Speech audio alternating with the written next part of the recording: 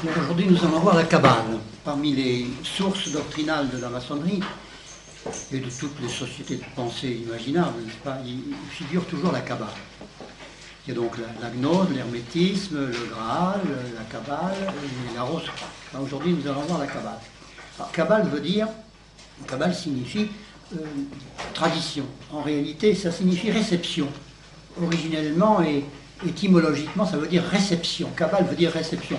Enfin, de réception, le sens est venu à une transmission, c'est-à-dire tradition.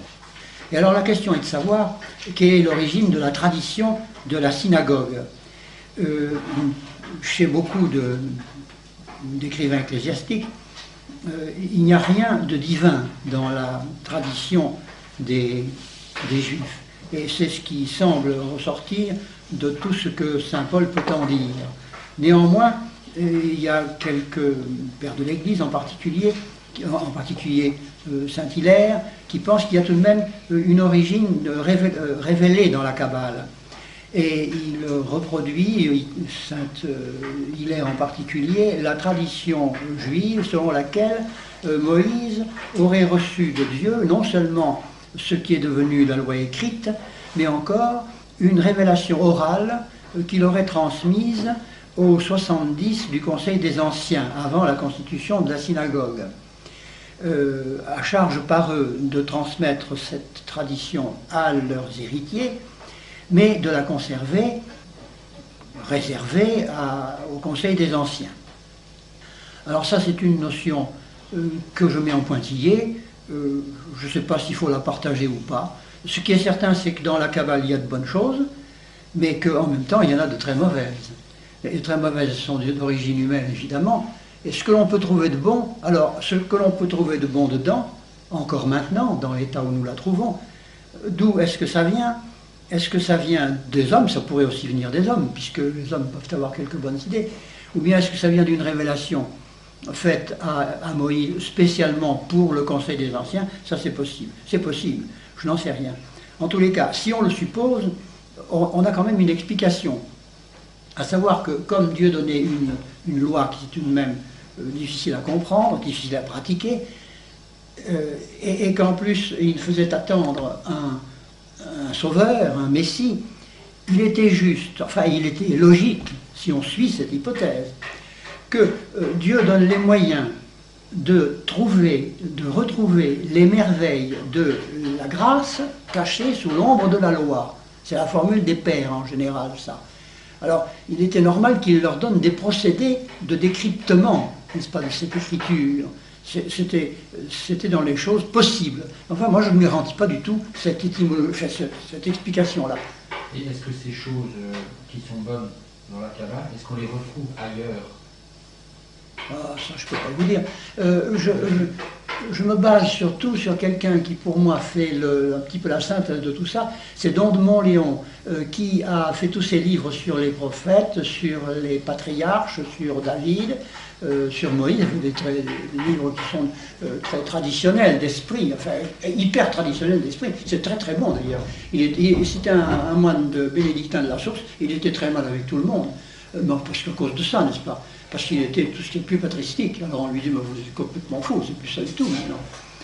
Alors il tenait mordicus à son système, et il disait bien que dans la Kabbale, il y a quand même des perles à trouver, mais que lui, il ne s'en charge pas. Et je crois que c'est la tonalité générale maintenant. Enfin, d'après ce que j'entends dire des traditionnels, n'est-ce pas? Il semble qu'il faille attendre, pour vous dire le fond de ma pensée, la conversion des Juifs, pour qu'eux se reconnaissent dans cette espèce de fatras épouvantable, comme fatras. Il y a de tout dedans. Il y a des recettes de cuisine, il y a de tout, enfin absolument de tout, des anecdotes gaillardes, enfin il y a de toute espèce de trucs. Puis en même temps, des vues extrêmement profondes. Puis alors en même temps, du panthéisme, de la fausse mystique, de tout ce qu'on peut trouver dans les nations qui ont rassemblé. Alors, Don de Montléon ne se chargeait pas d'aller retrouver les perles. Mais il disait qu'il y en avait certainement, de temps en temps, on trouvait des choses qui étaient étonnantes. Et ça ne m'étonne pas, n'est-ce pas? De ces Juifs, on peut s'attendre à tout. Évidemment, ils ont eu longtemps un trésor qu'ils ont d'ailleurs conservé avec un art extraordinaire. Ils avaient le don de la lettre, Dieu leur avait donné le goût de la lettre, justement. Après, il leur a reproché parce qu'on pêche toujours par son don, n'est-ce pas? Ils avaient le goût de la lettre, ils ont conservé la lettre d'une façon magnifique. On a un corpus des Écritures, maintenant grâce à eux, qui est à peu près impeccable, n'est-ce pas? Mais alors ils avaient trop le goût de la lettre et ils l'ont modifié. Enfin, ce qui est certain, c'est qu'au moment de notre Seigneur Jésus-Christ, eh ben, le divin maître, n'est-ce pas, a eu un jugement très sévère sur les traditions des Juifs. Ça, c'est certain. Il leur a reproché leurs traditions. Je les ai là, mais je ne veux pas vous les répéter, parce que vous les connaissez mieux que moi. Les passages de l'Écriture où Dieu reproche leurs traditions aux pharisiens et aux docteurs de la loi d'une manière générale. Et Saint Paul, ça a été la même chose. Et alors Saint Paul, lui, je vais vous citer un passage parce que je le trouve tout de suite là, c'est dans Tite, chapitre 1, versets 10-14. Tite, chapitre 1, 10-14. Car il y a beaucoup de gens insubordonnés, vains discoureurs et séducteurs, surtout ceux de la circoncision, c'est bien ça, c'est pas, nous y sommes, à qui il faut fermer la bouche, qui se détournent de la vérité. Ils font profession de connaître Dieu, mais ils le renoncent par leurs œuvres. Et aussi on trouve dans Saint Paul, alors à Colossiens 2, 8, Colossiens chapitre 2, verset 8, « Prenez garde que personne ne vous surprenne par la philosophie et par des enseignements trompeurs selon une tradition toute humaine et selon les rudiments du monde et non selon le Christ. » C'est une tradition toute humaine, voyez-vous. Alors les rudiments du monde, elementa mundi, qu'est-ce que ça veut dire? Je pense que ça va être la quintessence de la philosophie païenne. Je pense que c'est peut-être ça les rudiments du monde, je ne vois pas ce que ça pourrait signifier d'autre. Enfin pour Saint Paul, voyez-vous, c'est humain, dans les traditions, lui. Mais je pense que ça doit être dans les traditions que notre Seigneur Jésus-Christ leur reprochait. Mais y a-t-il d'autres traditions que Jésus-Christ ne leur a pas reprochées? Il a bien dit tout de même, les docteurs de la loi sont assis dans la chair de Moïse. Faites ce qu'ils vous disent, mais ne faites pas ce qu'ils font. C'est déjà une indication comme quoi tout n'était pas mauvais dans cette cabale. Enfin, vous allez voir que si tout n'était pas mauvais, il y a bien des choses qui incitent à une exégèse, tout ce qu'il y a de plus outré, n'est-ce pas? Ce sont des procédés de décryptement de l'écriture, mais qui sont des procédés matériels, et qui finissent par aboutir à, eh bien, les humanistes l'ont dit, n'est-ce pas, à des formules incantatoires. Ils se servent de ça parce que ça a action sur les démons. Ça vient de l'écriture, c'est des paroles de Dieu, ils les tournent, c'est devenu des formules incantatoires pour beaucoup. Alors quand le temple a été démoli, quand ils ont été contraints à la dispersion, les Juifs se sont trouvés excessivement embarrassés parce que leur sacerdoce dépendait du temple. Plus de temple, plus de sacerdoce, puisqu'il fallait que les sacrifices soient offerts dans le temple. Alors, puisqu'on ne pouvait plus offrir de sacrifice, il n'y avait plus de sacerdoce non plus. Alors ils ont perdu le sacerdoce d'Aaron qui s'est éteint de lui-même. Et ils ont été obligés de créer, le rabbinat, ce qui est en réalité une université. Le rabbinat et les synagogues sont des universités. Les synagogues existaient déjà, mais à titre d'université. Alors ils ont conservé ça, le rabbinat et les universités, mais ils ont perdu le sacerdoce d'Aaron avec les pouvoirs sacerdotaux, de l'ancienne loi. Alors ils ont conservé naturellement l'écriture, qui continue d'ailleurs à conserver avec le soin qu'ils avaient avant. Mais comme vous savez, ils l'interprètent différemment parce qu'ils ne reçoivent pas ni la messianité, ni la divinité de notre Seigneur Jésus-Christ. Et alors ils se sont réfugiés, au point de vue religieux, dans un mysticisme absolument extraordinaire. Ils s'y sont livrés avec une ardeur extraordinaire. De sorte que la tradition héritée du passé, qui était déjà hypertrophiée, qui était déjà polluée, va s'enrichir de données mystiques nouvelles qui vont s'incorporer dans la dite tradition. Et comme si c'était de la révélation nouvelle, n'est-ce pas? Et c'est ça tous ces additifs de la tradition vont former une tradition absolument nouvelle qui va être répartie dans une foule de livres, anciens et nouveaux, n'est-ce pas, une foule de livres, depuis les Targum jusqu'à la Mishnah et jusqu'au Zohar, puisque, oui, on peut dire jusqu'au Zohar, puisqu'après le Zohar, on peut dire que la Kabbale est terminée, elle est là, elle est codifiée presque définitivement. Alors, pendant la première période, les Juifs de la diaspora s'occupent d'abord à une codification du stock disparate qu'ils ont à leur disposition. Et c'est ce qu'on appelle la période des Tanaïm. T-A-2-N-A-I-M. T-A-2-N-A-I-M, les Tanaïm, c'est-à-dire la période des enseignants. Ils achèvent la rédaction de la Mishnah, c'est-à-dire du Code, parce que la Torah, c'est le Pentateuque, la Torah, c'est notre Pentateuque. Et dans la Torah, il y a une partie spéciale qui est juridique, qui s'appelle la Mishnah, qu'ils appellent eux la Mishnah. Nous n'en avons plus besoin, nous, puisque nous avons l'Église qui a ses commandements et qui a ses règlements. C'est comment c'est un commentaire. Comment La Mishnah, c'est un commentaire juridique. La Mishnah, c'est un commentaire juridique, oui, mais c'est légal, c'est la législation, la Mishnah. Mais c'est pas le texte même de la Sainte Écriture. Non, mais il y est compris dedans. Il est compris dedans. Il y a, par exemple, je crois que dans la Mishnah, il compte le Deutéronome. Enfin, il me semble bien. En tous les cas, nous allons voir ça, parce qu'il y a d'autres commentaires. Vous allez voir, il y a beaucoup d'autres livres de commentaires. Alors, nous allons les énumérer. Hein. Alors, dans la Mishnah se trouve en particulier la partie légale de tout, mais nous n'anticipons peut-être pas, je voulais vous parler de la Halaga et de la Halakha, mais ça viendra après.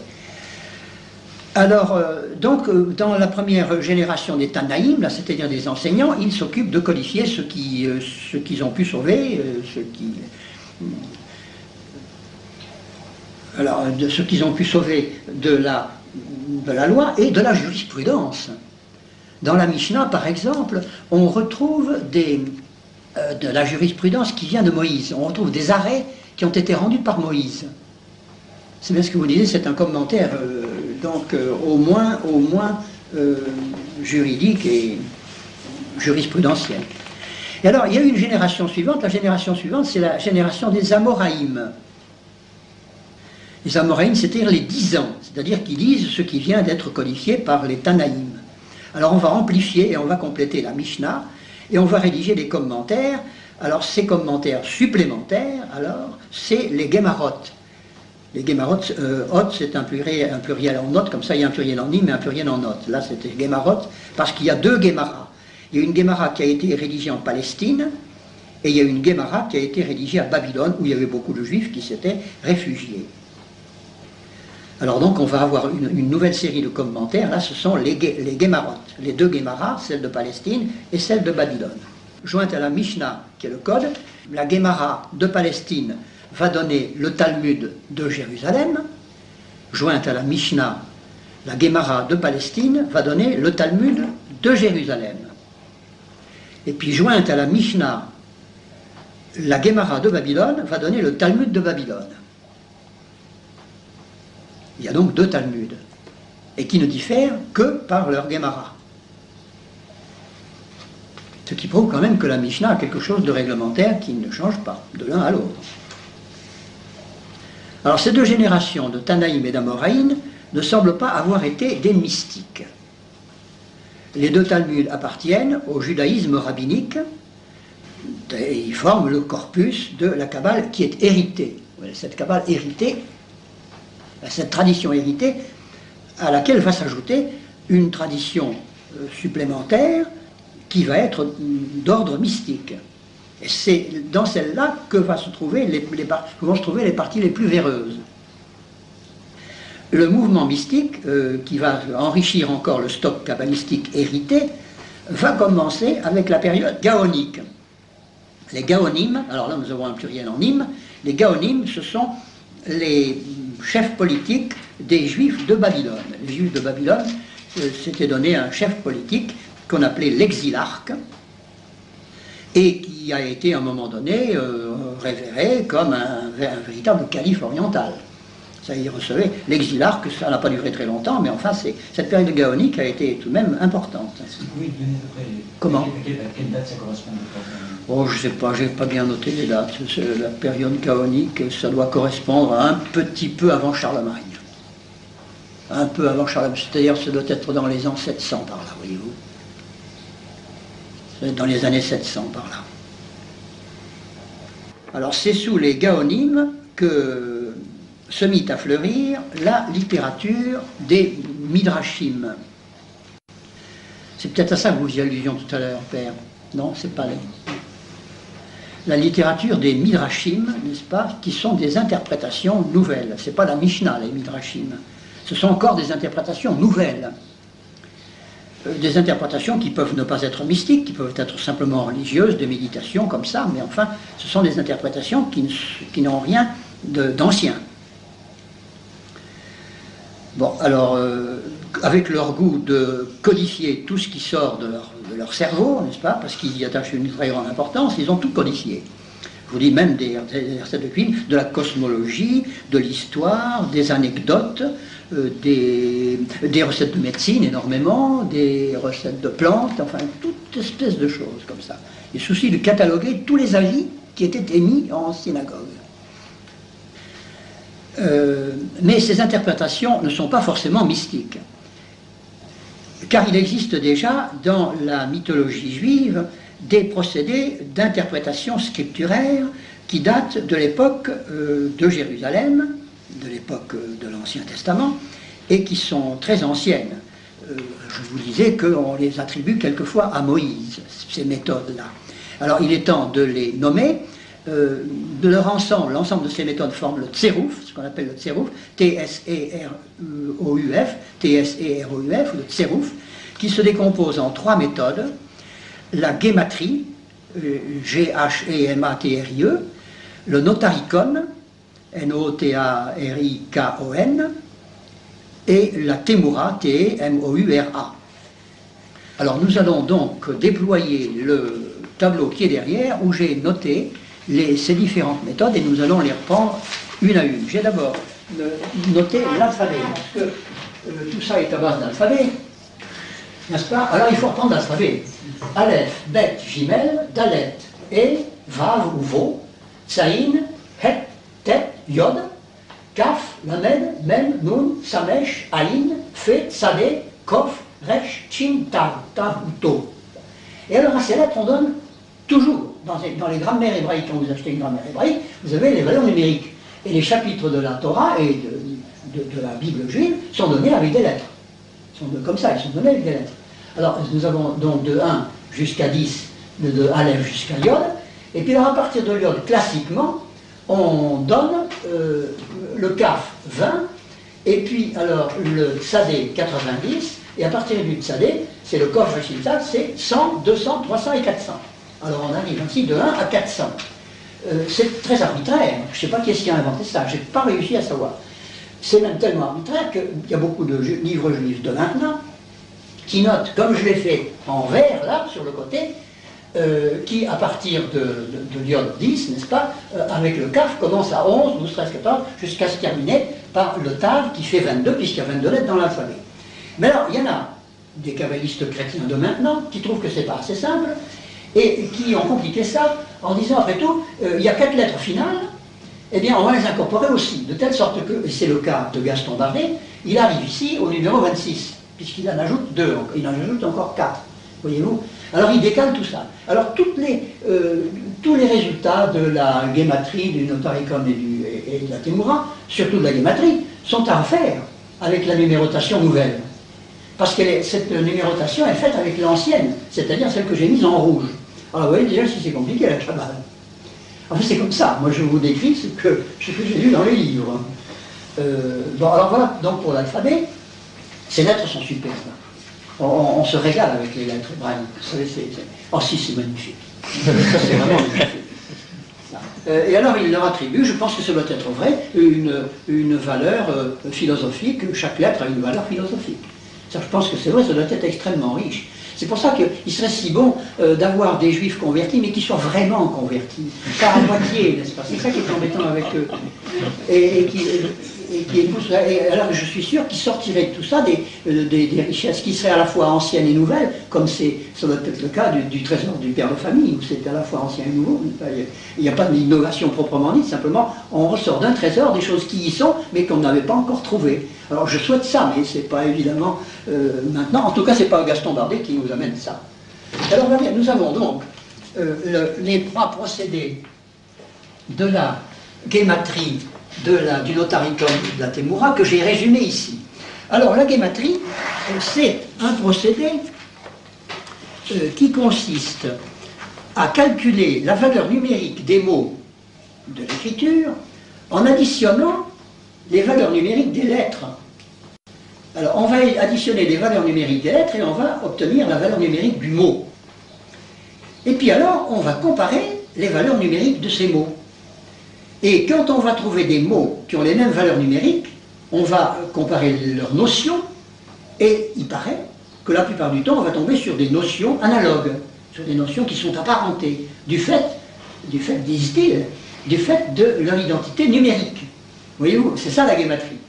Bon, alors je vous ai donné un exemple là, Echad qui veut dire 1, qui s'écrit Aleph, He, Dalet, n'est-ce pas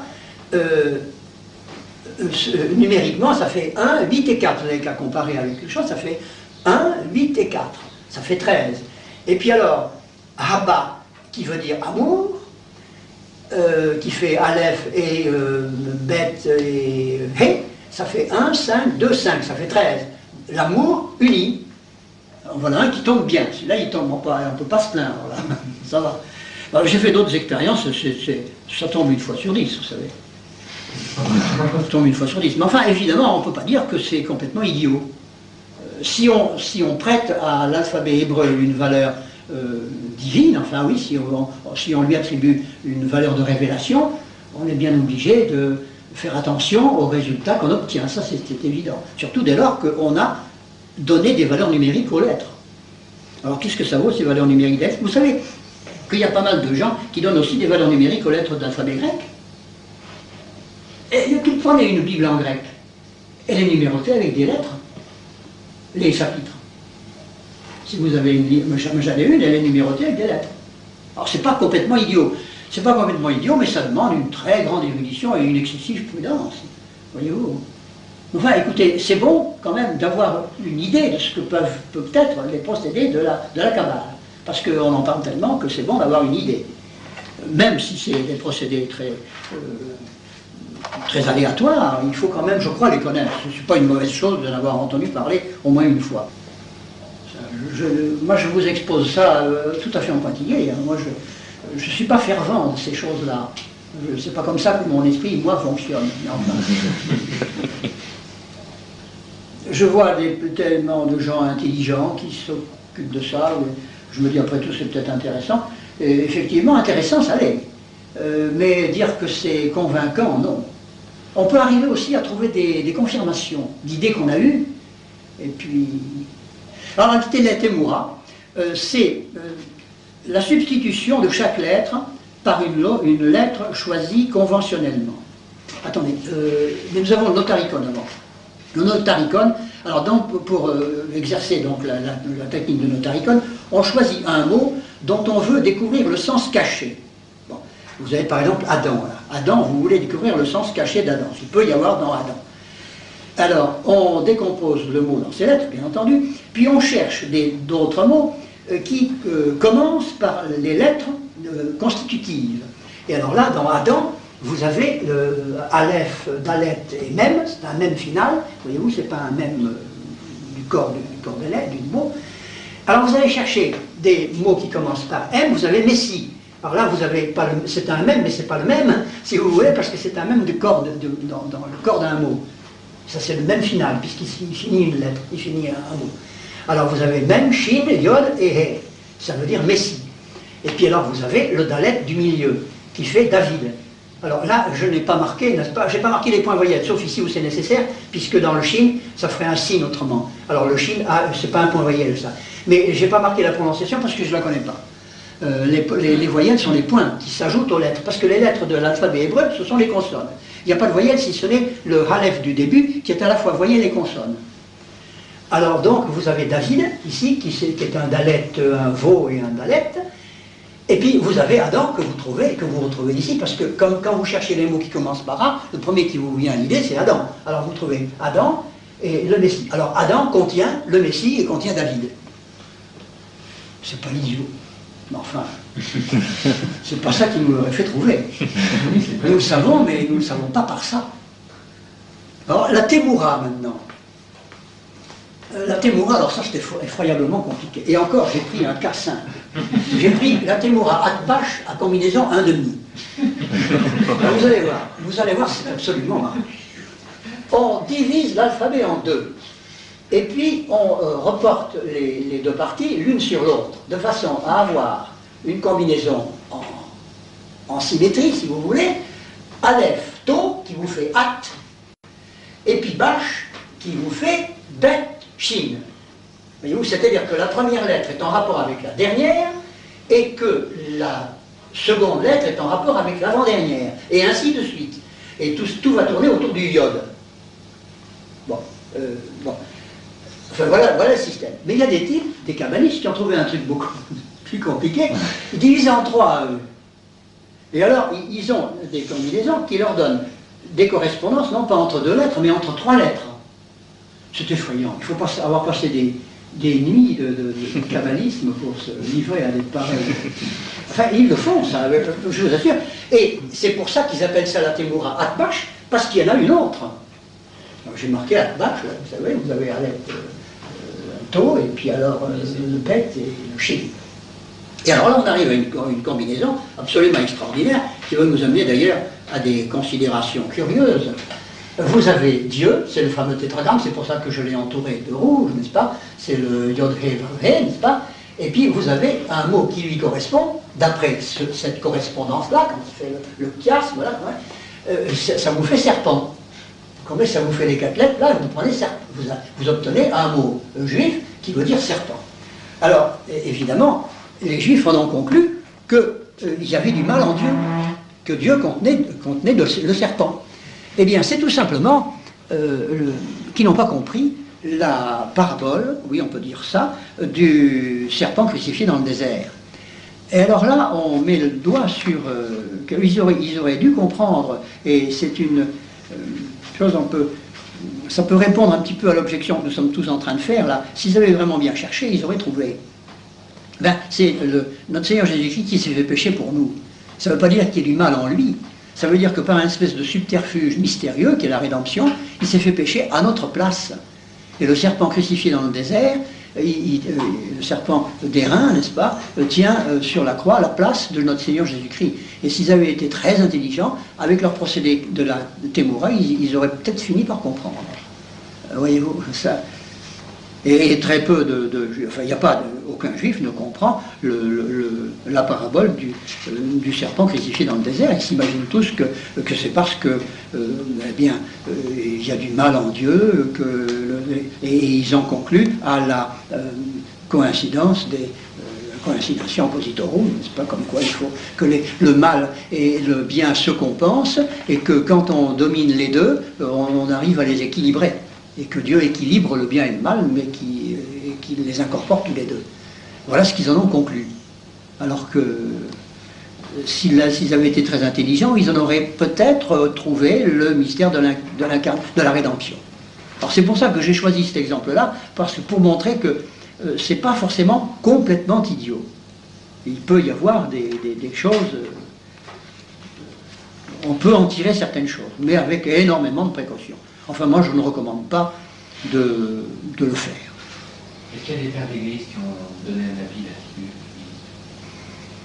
Certaines béconnes, je sais pas, il y a eu des...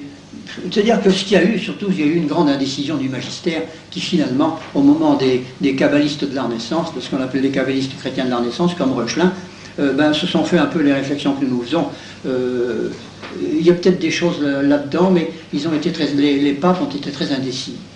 Ils ont longtemps résisté à la publication du Talmud, ils ont fini par accepter des choses comme ça, mais sans conviction. Sans conviction parce que personne n'est convaincant là-dedans.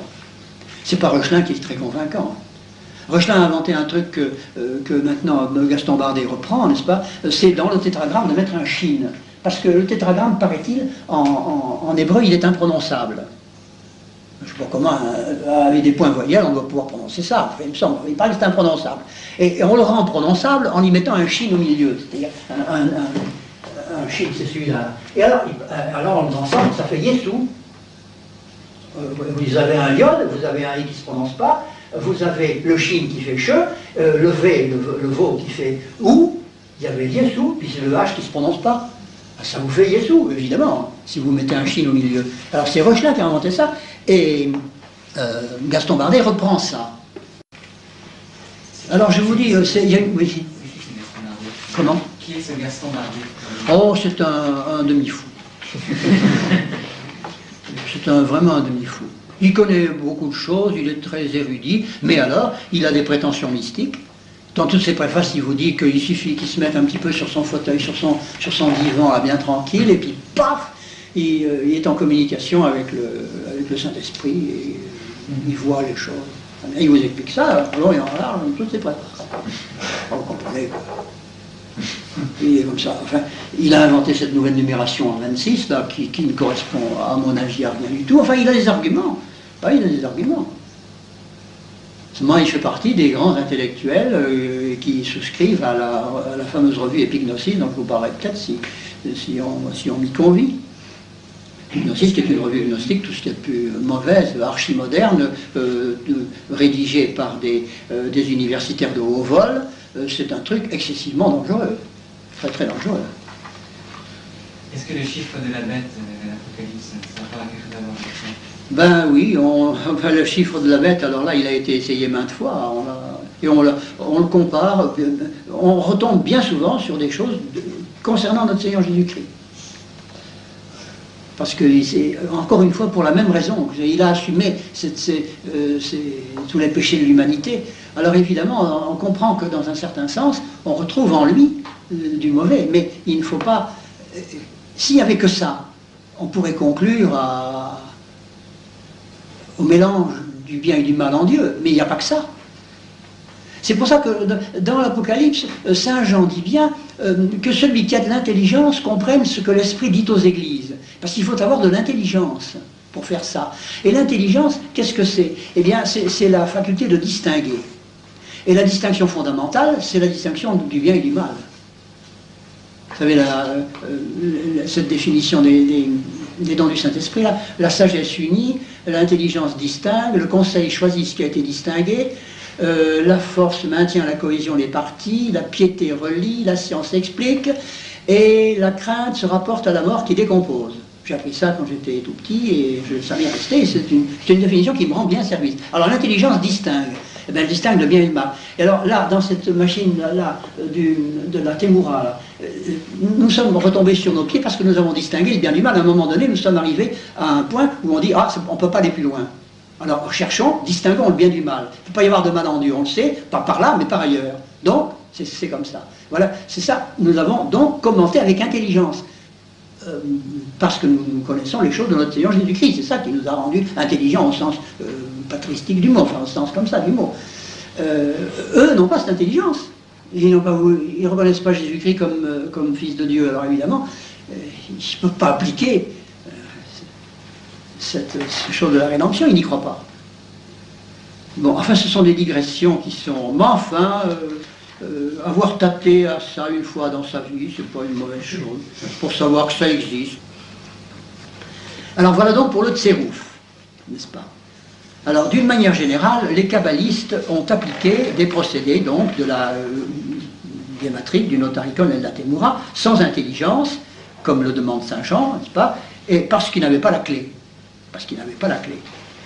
Alors les Midrashim rédigés pendant la période gaonique, n'est-ce pas? Ah, vous me demandiez la période gaonique, eh bien elle commence au moment de l'Égir, en 622. C'est bien ça, voyez-vous, ça fait à peu près ces époques-là.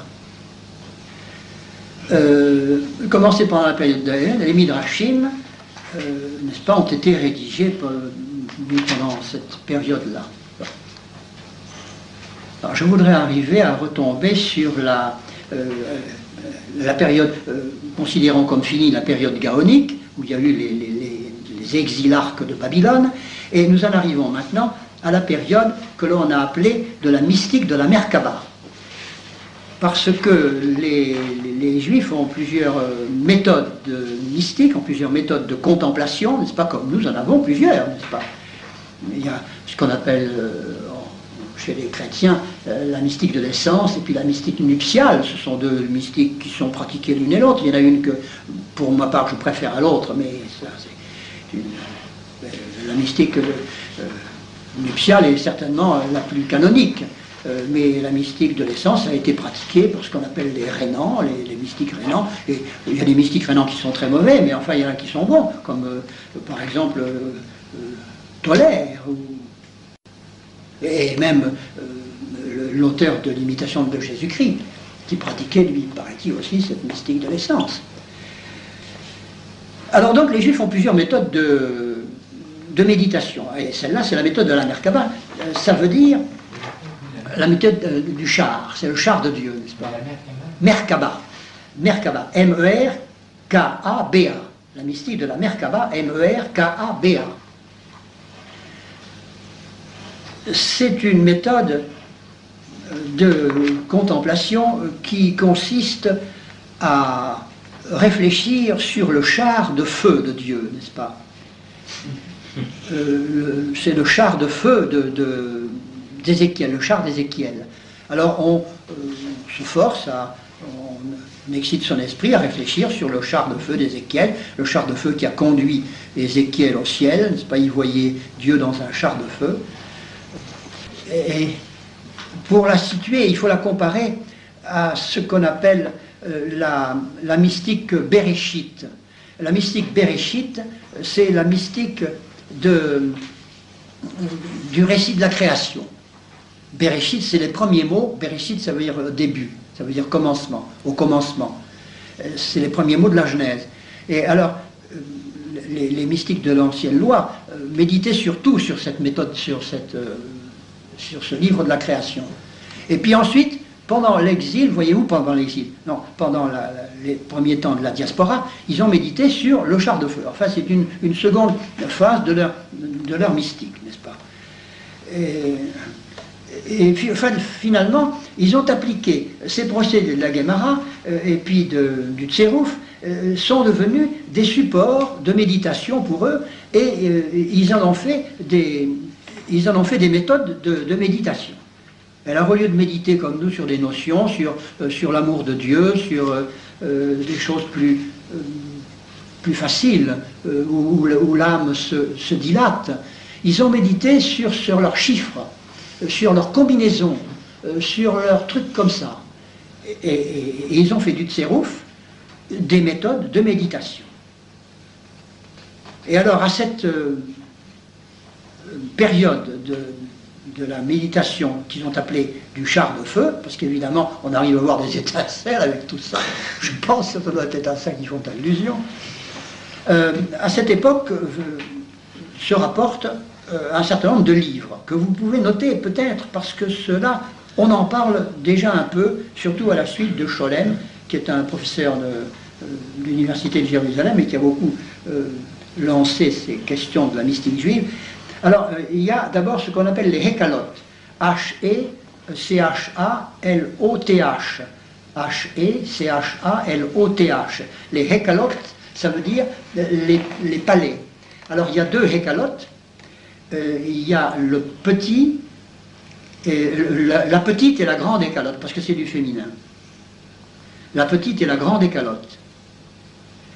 Et puis alors, il y a nous allons en parler un petit peu. C'est la description de l'ange Métatron. Ah oui, c'est l'ange, Méta à côté, Tron, le trône, oui, oui. Métatron. Le Métatron, c'est l'ange qui se tient à côté du trône de Dieu. Il méditait ça. Alors, le Métatron, avec des procédés kabbalistiques, ils lui ont trouvé 70 noms, rien que pour lui. Enfin, vous voyez le genre. Voyez. Moi, je veux bien, mais enfin, c'est de la mystique si on veut, mais c'est surtout du tortillage de cerveau, je trouve.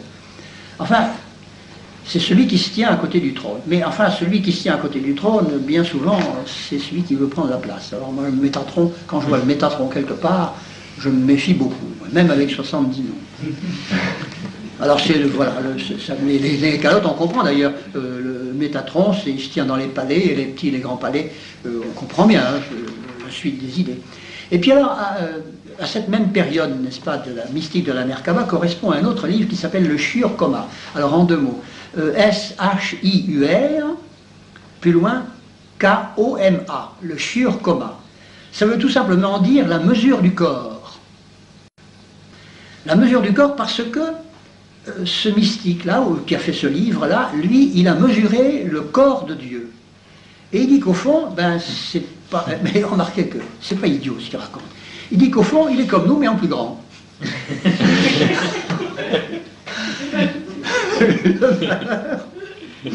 C'est qu'il a donné des mesures, il a donné des chiffres, mais il ne donne pas de quelle unité il se sert, de telle sorte que ces chiffres ne servent à rien. Et alors, il a beaucoup médité aussi sur le démiurge, parce que le démiurge des gnostiques commençait à filtrer chez les juifs. Et alors, ce juif-là qui a fait ce traité du Shur Koma, c'est un petit traité qui n'est pas inquiétant. Il le cite. Et puis ensuite est venu, alors, à la même période, appartenant toujours au mouvement de la mystique de la Merkaba, un livre qui est beaucoup plus important, qui est le livre Bahir. C'est un petit traité de 60 pages qui contient des midrashim d'interprétation mystique. Alors là, ça se met à être de la mystique contemplative. Là. Ça, c'est tout de même plus sérieux dans un sens, oui, quand même. C'est une compilation provençale de méditation et peut-être de vision. Alors de vision, je ne garantis pas du tout qu'elles soient bonnes. On peut même penser que si elles ont un bon point de départ, une bonne volonté de départ, c'est évident que dans des conditions de méditation pareilles, le démon a certainement dû s'en mêler. Parce que quand on n'est pas défendu par l'Église, je ne vois pas ce qu'il pourrait défendre. Autrefois, oui, la synagogue défendait, mais comme elle n'est plus elle-même défendue par... je ne vois pas ce qui pourrait les empêcher de tomber dans la fosse mystique. Alors donc, le livre Bahir, c'est un livre qui est très connu, c'est une compilation provençale, mais c'est déjà plus, voyez-vous, palestinien. C'est déjà plus des gens de la Palestine ou de la Babylonie. En quoi le livre Bahir est-il une compilation? Il est une compilation en ceci qu'il contient, sous le nom juif de Midot, l'équivalent des éons et des archontes de la philosophie gnostique et platonicienne, et plotinienne surtout, de néo-platonicienne. Alors lui, il médite sur les éons, il y a déjà des éons et des archontes. Voyez-vous, la gnose païenne commence à revenir à l'occasion de ces méditations dans la mystique juive, dans la contemplation juive proprement dite. Il ne se contente plus de la Merkaba, des choses comme ça. Ces éons archontes, et ces midotes, n'est-ce pas, sont des attributs divins hypostasiés, des attributs divins que l'on fait sortir de Dieu et auxquels on donne une existence semi-indépendante. Les midotes du livre Bahir sont des esprits médiateurs, des entités intermédiaires entre Dieu et le cosmos. Ces définitions étant fournies par l'inspiration mystique. Alors nous allons trouver des midotes dans le livre Bahir sous une autre forme, sous une autre dénomination, dans un traité plus important de l'époque dite de la mystique de la Merkaba et qui termine cette méthode, c'est le fameux Sefer Yetzira. Alors le Sefer Yetzira, ça veut dire le livre de la formation. Nous arrivons donc au dernier livre important de la période de la Merkaba. Le Sefer Yetzira, Sefer ça veut dire livre, n'est-ce pas? Et puis Yetzira c'est Y-E-T-S-I-R-A. Y-E-T-S-I-R-A. Le Sefer Yetzira, ça veut dire le livre de la formation, c'est en somme, ça veut dire le livre de la création, c'est le récit de la création. C'est une espèce d'hexaméron, si vous voulez. Écrit, lui il est écrit entre le 3e et le 4e siècle. Alors vous voyez, ça, je me suis un petit peu trompé, j'ai un petit peu avancé les choses. Là. Vous me demandiez des dates tout à l'heure. Le Sefer Yetzira qui termine la mystique de la Merkaba, et donc entre le 3e et le 4e siècle, alors je me suis trompé d'au moins 2 siècles. C'est vous dire si c'est vous donner la mesure de mon intelligence. Mais enfin, c'est un document bref, le Sefer Yetzira, de style à la fois pompeux et laconique, ambigu et dogmatique. C'est pas moi qui le dis, c'est Scholem. Par conséquent, je l'ai répété comme il le dit. Le sujet principal, ce sont les éléments du monde qui se trouvent résumés dans l'alphabet hébreu. C'est bien ce que nous venons de voir, les éléments du monde résumés dans l'alphabet hébreu, que par conséquent on peut prendre comme base de méditation. Or, l'alphabet hébreu contient 10 nombres et 22 lettres. ce sont donc ces 10 nombres et ces 22 lettres qui constituent les 32 sentiers de la sagesse. Alors là, pour le moment, il n'est pas compliqué. 32 sentiers de la sagesse d'après le Sefer Yetzira. C'est-à-dire qu'il y a 32 modalités par lesquelles la sagesse divine s'est exprimée. C'est pas du raisonnement à la Saint Thomas, mais enfin, c'est un raisonnement quand même. Le Sefer Yetzira dévoile donc la signification des 22 lettres, mais il s'attache surtout aux 10 nombres. Ces 10 nombres, c'est-à-dire les 10 premières lettres qui vont de Aleph jusqu'à Yod, sont considérés comme des signes, les noms des 10 êtres numériques vivants en Dieu. Il y a 10 êtres numériques, 10 nombres vivants qui vivent en Dieu. Et ces nombres vivants qui vivent en Dieu, ce sont les zéphirotes. Alors, je n'ai pas eu le temps de vous marquer les zéphirotes, mais je le ferai dans une prochaine chose, on y reviendra peut-être. C'est important de prendre contact avec ces dénominations et cette disposition des zéphirotes. On retrouve là les midotes du livre Bahir, qui se sont précisées, n'est-ce pas, alors les zéphirotes ont eu, à partir de ce moment-là, une vitalité absolument permanente. Et encore maintenant, on en parle. J'ai acheté dernièrement un livre sur Freud. Il est représenté devant un tableau noir de professeurs de faculté. Et sur ce tableau noir, eh bien, il y a les zéphirotes. Ben, les zéphirotes, ce sont donc des esprits, ce sont les 10 esprits émanés de Dieu. Ce sont 10 hypostases divines, si vous voulez. Eh bien, sur le tableau, il faudrait que je vous les représente. Là. Et alors, je me demande si je ne vais pas le faire tout de suite. Parce que c'est un peu embêtant, parce que il va falloir que je prenne un... Ben, je vais le faire. Je vais le faire parce que autrement, on ne va pas s'en sortir. Seulement, je vais effacer celui-là, le Notaricon. Hein. Merci bien. Voilà, vous avez d'abord, à la tête de tout, on met l'Anzof, mais qui ne fait pas partie des zéphirotes. Anzof, ça veut dire l'infini. Aïn, sauf, Aïn, ça commence par un aleph, d'ailleurs. Anzof, ça veut dire infini. Ou, quelquefois, ils le traduisent par en soi, par le soi, mais ça veut dire l'infini. Et alors, en-dessous, le premier zéphirote, ou la première zéphirote, ou zéphira, non, la première zéphira, c'est Keter. K-E-T-H-E-R, Keter, qui veut dire la couronne. Ça veut dire la couronne. Ensuite, viennent sur la gauche Bina, qui veut dire l'intelligence,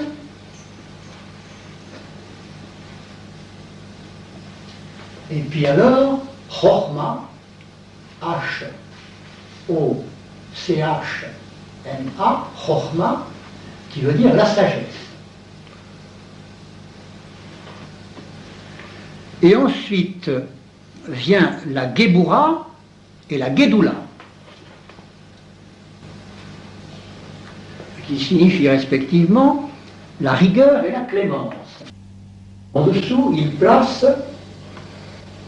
Tiferet, je crois que c'est Tiferet, oui, c'est Tiferet qui veut dire la beauté. Tiferet qui veut dire la beauté. Ensuite, il place Hod, qui signifie la gloire. Puis, Netcha, qui signifie le triomphe. Netcha, qui signifie le triomphe. Netcha comme chat. Netcha, oui, Netcha, oui. Attendez, je crois qu'on peut l'écrire d'une autre façon, parce que je l'ai écrit phonétiquement, mais ils l'écrivent comme ça, eux. S-H, net, Netcha, et ça se termine par un H parce que c'est c'est emphatique à la fin. Alors, Hod et Netcha, et puis alors, Yesod, Y, Yesod, et puis ensuite, alors, Melkout, un nom que vous connaissez bien, puisqu'on le retrouve dans Melchisedec, qui veut dire la royauté. Bon. Et Yesod, ça veut dire quoi? Comment? Yesod, ça veut dire quoi? Yesod, ah oui, Yesod signifie le fondement. Fondement. Alors on peut reprendre Keter, qui veut dire la couronne, Rochma, la sagesse, Bina, l'intelligence, Gebura, la rigueur, Gedula, la clémence, Tiferet, la beauté, Hod, la gloire, Netcha, le triomphe, Yesod, le fondement, Melkout, la royauté. Alors à tout ça, ils vont donner des combinaisons, c'est-à-dire qu'ils vont relier tout ça. Alors ils les relient d'abord pour relier les choses à l'extérieur, n'est-ce pas? Ils font une liaison extérieure.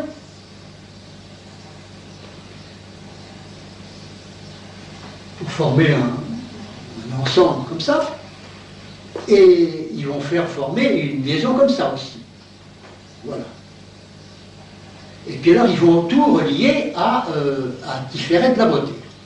Alors, vous avez ceci, cela, cela, cela, cela et cela. Voilà. Alors, il y a d'autres liaisons aussi, mais enfin, elles compliquent tout et elles sont rares. Il faut dire qu'elles sont rares. Et alors, ces choses-là, ça va correspondre à des mondes divins différents. Mais cette construction entre les mondes différents, c'est une construction postérieure, tardive, qui ne vient pas du Sefer Yetzira. Ça vient d'après, c'est d'autres mystiques juifs qui ont rajouté ça encore après. Alors, il y a le monde divin de l'émanation, on va le marquer. Le monde divin de l'émanation. Vous avez un monde de l'initiation qui va jusque ici, et puis alors vous avez le monde de la formation, Yetzira d'ailleurs, qui s'appelle Yetzira, qui exclut simplement Melkout, qui exclut simplement la royauté. Alors ça, c'est le monde de la formation. Et puis ceci, c'est le monde de l'action.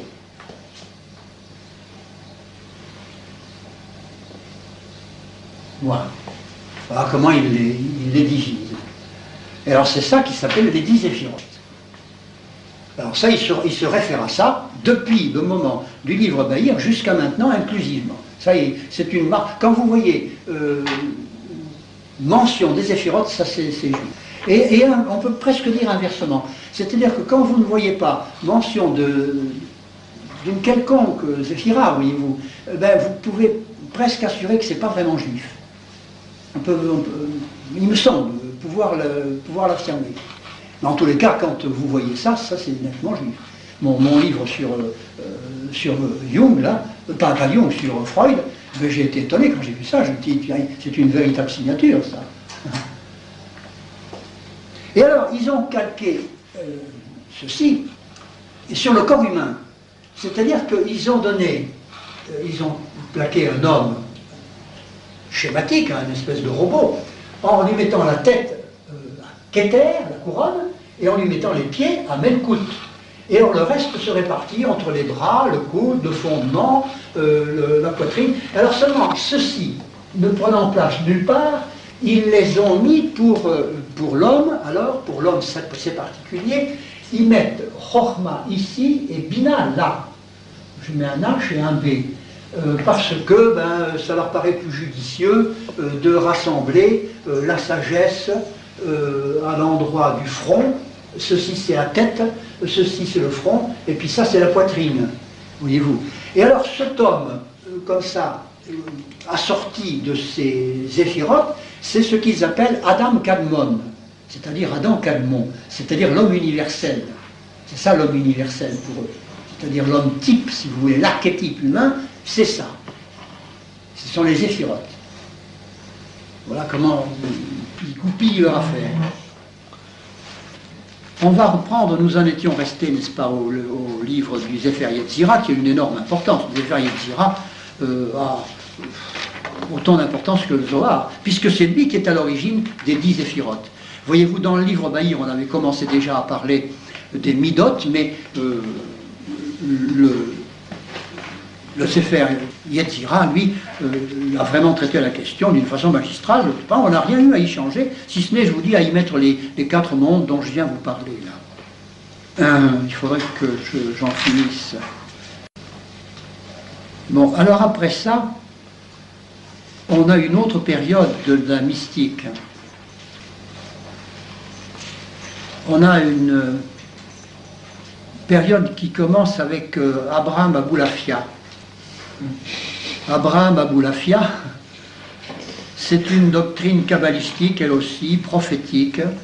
Il était à Safed au début de... c'est en 1200 à peu près. Abraham Aboulafia en 1200. Il commence à avoir une école, lui, Abraham Aboulafia, une école de mystique, on peut dire. Mais pour eux, la mystique était provoquée, voyez-vous. Ils avaient des procédés pour la provoquer, la mystique. Il y en avait même un, c'est Scholem qui le dit, c'était pas compliqué, il buvait du vin. Alors il obtenait une mystique d'un ordre particulier. Chez ces types-là, on trouve des perles, vraiment. Alors il y avait donc un groupe de mystiques, il avait fondé une école, là. Et il avait de véritables théories d'illumination surnaturelle, avec des invocations, c'était une école de mystique, c'est Abraham Aboulafia. Alors il a pondu des livres, mais c'est pas la peine d'en parler parce qu'ils sont pas très marquants, c'est surtout son école, il a fait école après lui. Et alors il est allé visiter le pape en 1280. Il avait pris un rendez-vous, mais malheureusement, le pape est mort la veille. Alors il n'a pas pu voir le pape. Alors on découvre, ça c'est surtout maintenant, mais des parentés entre la doctrine d'Aboulafia et puis le bouddhisme. Parce qu'il a, vous savez, une doctrine des nœuds de l'âme. Parce que l'âme fait des nœuds, évidemment, je comprends bien ce qu'ils veulent dire par là. Mais enfin, il les énumère, un peu comme les gens du yoga, n'est-ce pas, qui énumèrent les chakras. Et alors, il y a des parentés entre la doctrine d'Abraham Aboulafia et puis le bouddhisme. Ce sont des méthodes d'illumination provoquée. C'est ça qu'il faut bien voir surtout. Enfin, il a été considéré comme un guide spirituel pendant très longtemps, Abraham Aboulafia. Et puis ensuite, vous en avez un autre qui sort, mais ne notez pas le nom parce que je ne suis pas sûr de ce que je dis là. Ça, c'est les résumés du livre de Scholem, et j'en ai tellement noté que je ne peux pas vraiment tout dire là. Bon. Alors, qu'est-ce que devient le monothéisme de la synagogue dans tout ça? Eh bien, il en prend un sacré coup. Après ça, on tombe dans les monatismes, vous comprenez bien. Alors, il s'est créé, à partir de ce moment-là, une zizanie importante, qui dure encore un peu maintenant, entre le judaïsme rabbinique, les rabbins ne veulent pas marcher, oui. Oui, le judaïsme rabbinique ne veut pas marcher dans tout ça. Il a fini par marcher à cause du Zohar, un livre que nous verrons peut-être cet après-midi, à cause du Zohar, parce que le Zohar est d'une telle qualité littéraire que les rabbins ont été obligés de l'incorporer dans la liturgie. Mais avant, il ne marchait pas du tout, et il y avait des disputes entre les mystiques, comme Abraham Aboulafia, et puis les rabbins. Parce que, eh bien, on arrivait au panthéisme. Et les rabbins ont lutté pendant longtemps contre le panthéisme. Maintenant, ils s'en accommodent grosso modo, mais ils ont lutté longtemps contre le panthéisme. Ben, on va rester là pour le moment. Alors je vous demande, pardon, d'être aussi cafouilleux, mais enfin ça, il faut avouer qu'avec la Kabbale, c'est difficile d'être vraiment très clair.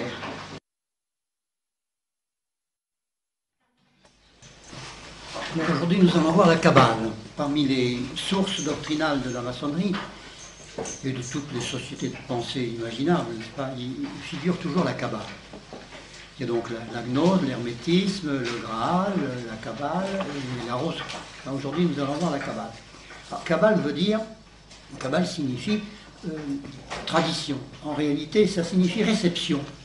Originellement et étymologiquement, ça veut dire réception. Kabbale veut dire réception. Enfin, de réception, le sens est venu à une transmission, c'est-à-dire tradition. Et alors la question est de savoir quelle est l'origine de la tradition de la synagogue. Chez beaucoup d'écrivains ecclésiastiques, il n'y a rien de divin dans la tradition des Juifs. Et c'est ce qui semble ressortir de tout ce que saint Paul peut en dire. Néanmoins, il y a quelques pères de l'Église en particulier saint Hilaire, qui pense qu'il y a tout de même une origine révélée dans la Kabbale. Et il reproduit, saint Hilaire en particulier, la tradition juive selon laquelle Moïse aurait reçu de Dieu non seulement ce qui est devenu la loi écrite, mais encore une révélation orale qu'il aurait transmise aux 70 du Conseil des Anciens, avant la constitution de la synagogue. À charge par eux de transmettre cette tradition à leurs héritiers, mais de la conserver réservée au Conseil des Anciens. Alors ça, c'est une notion que je mets en pointillé. Je ne sais pas s'il faut la partager ou pas. Ce qui est certain, c'est que dans la Kabbale, il y a de bonnes choses, mais qu'en même temps, il y en a de très mauvaises. Les très mauvaises sont d'origine humaine, évidemment. Et ce que l'on peut trouver de bon, alors ce que l'on peut trouver de bon dedans, encore maintenant, dans l'état où nous la trouvons, d'où est-ce que ça vient? Est-ce que ça vient des hommes? Ça pourrait aussi venir des hommes, puisque les hommes peuvent avoir quelques bonnes idées. Ou bien est-ce que ça vient d'une révélation faite à Moïse spécialement pour le Conseil des Anciens? Ça, c'est possible. C'est possible. Je n'en sais rien. En tous les cas, si on le suppose, on a quand même une explication. À savoir que comme Dieu donnait une loi qui est tout de même difficile à comprendre, difficile à pratiquer, et qu'en plus il faisait attendre un sauveur, un messie, il était juste, enfin il était logique, si on suit cette hypothèse, que Dieu donne les moyens de retrouver les merveilles de la grâce cachées sous l'ombre de la loi. C'est la formule des pères en général, ça. Alors, il était normal qu'il leur donne des procédés de décryptement, n'est-ce pas, de cette écriture. C'était dans les choses possibles. Enfin, moi, je ne me garantis pas du tout cette explication-là. Et est-ce que ces choses qui sont bonnes dans la Kabbale, est-ce qu'on les retrouve ailleurs? Ah, ça, je ne peux pas vous dire. Je me base surtout sur quelqu'un qui, pour moi, fait un petit peu la synthèse de tout ça. C'est Don de Montléon, qui a fait tous ses livres sur les prophètes, sur les patriarches, sur David, sur Moïse, des livres qui sont très traditionnels d'esprit, enfin, hyper traditionnels d'esprit. C'est très très bon, d'ailleurs. C'était un moine de bénédictin de la Source, il était très mal avec tout le monde. Non, parce qu'à cause de ça, n'est-ce pas? Parce qu'il était tout ce qui est plus patristique. Alors on lui dit, mais vous êtes complètement fou, c'est plus ça du tout maintenant. Alors il tenait mordicus à son système, et il disait bien que dans la Kabbale, il y a quand même des perles à trouver, mais que lui, il ne s'en charge pas. Et je crois que c'est la tonalité générale maintenant. Enfin, d'après ce que j'entends dire des traditionnels, n'est-ce pas? Il semble qu'il faille attendre, pour vous dire le fond de ma pensée, la conversion des Juifs, pour qu'eux se reconnaissent dans cette espèce de fatras épouvantable, comme fatras. Il y a de tout dedans. Il y a des recettes de cuisine, il y a de tout, enfin absolument de tout, des anecdotes gaillardes, enfin il y a de toute espèce de trucs. Puis en même temps, des vues extrêmement profondes. Puis alors en même temps, du panthéisme, de la fausse mystique, de tout ce qu'on peut trouver dans les nations qu'ils ont rassemblées. Alors, Don de Montléon ne se chargeait pas d'aller retrouver les perles. Mais il disait qu'il y en avait certainement, de temps en temps, on trouvait des choses qui étaient étonnantes. Et ça ne m'étonne pas, n'est-ce pas? De ces Juifs, on peut s'attendre à tout. Évidemment, ils ont eu longtemps un trésor qu'ils ont d'ailleurs conservé avec un art extraordinaire. Ils avaient le don de la lettre, Dieu leur avait donné le goût de la lettre, justement. Après, il leur a reproché parce qu'on pêche toujours par son nom, n'est-ce pas? Ils avaient le goût de la lettre, ils ont conservé la lettre d'une façon magnifique. On a un corpus des Écritures, maintenant grâce à eux, qui est à peu près impeccable, n'est-ce pas? Mais alors ils avaient trop le goût de la lettre et ils l'ont modifié. Enfin, ce qui est certain, c'est qu'au moment de notre Seigneur Jésus-Christ, eh ben, le divin maître, n'est-ce pas, a eu un jugement très sévère sur les traditions des Juifs. Ça, c'est certain. Il leur a reproché leurs traditions. Je les ai là, mais je ne veux pas vous les répéter, parce que vous les connaissez mieux que moi. Les passages de l'Écriture où Dieu reproche leurs traditions aux pharisiens et aux docteurs de la loi d'une manière générale. Et Saint Paul, ça a été la même chose. Et alors Saint Paul, lui, je vais vous citer un passage parce que je le trouve tout de suite là, c'est dans Tite, chapitre 1, versets 10-14. Tite, chapitre 1, 10-14. Car il y a beaucoup de gens insubordonnés, vains discoureurs et séducteurs, surtout ceux de la circoncision, c'est bien ça, c'est pas nous y sommes, à qui il faut fermer la bouche, qui se détournent de la vérité. Ils font profession de connaître Dieu, mais ils le renoncent par leurs œuvres. Et aussi on trouve dans Saint Paul, alors à Colossiens 2, 8, Colossiens chapitre 2, verset 8, prenez garde que personne ne vous surprenne par la philosophie et par des enseignements trompeurs selon une tradition toute humaine et selon les rudiments du monde et non selon le Christ. C'est une tradition toute humaine, voyez-vous. Alors les rudiments du monde, elementa mundi, qu'est-ce que ça veut dire? Je pense que ça doit être la quintessence de la philosophie païenne. Je pense que c'est peut-être ça les rudiments du monde, je ne vois pas ce que ça pourrait signifier d'autre. Enfin pour Saint Paul, voyez-vous, c'est humain, dans les traditions, lui. Mais je pense que ça doit être dans les traditions que notre Seigneur Jésus-Christ leur reprochait. Mais y a-t-il d'autres traditions que Jésus-Christ ne leur a pas reproché? Il a bien dit tout de même, les docteurs de la loi sont assis dans la chair de Moïse. Faites ce qu'ils vous disent, mais ne faites pas ce qu'ils font. C'est déjà une indication comme quoi tout n'était pas mauvais dans cette Kabbale. Enfin, vous allez voir que si tout n'était pas mauvais, il y a bien des choses qui incitent à une exégèse, tout ce qu'il y a de plus outré, n'est-ce pas? Ce sont des procédés de décryptement de l'écriture, mais qui sont des procédés matériels, et qui finissent par aboutir à, eh bien, les humanistes l'ont dit, n'est-ce pas, à des formules incantatoires. Ils se servent de ça parce que ça a action sur les démons. Ça vient de l'écriture, c'est des paroles de Dieu, ils les tournent, c'est devenu des formules incantatoires pour beaucoup. Alors quand le temple a été démoli, quand ils ont été contraints à la dispersion, les Juifs se sont trouvés excessivement embarrassés parce que leur sacerdoce dépendait du temple. Plus de temple, plus de sacerdoce, puisqu'il fallait que les sacrifices soient offerts dans le temple. Alors, puisqu'on ne pouvait plus offrir de sacrifice, il n'y avait plus de sacerdoce non plus. Alors ils ont perdu le sacerdoce d'Aaron qui s'est éteint de lui-même. Et ils ont été obligés de créer, le rabbinat, ce qui est en réalité une université.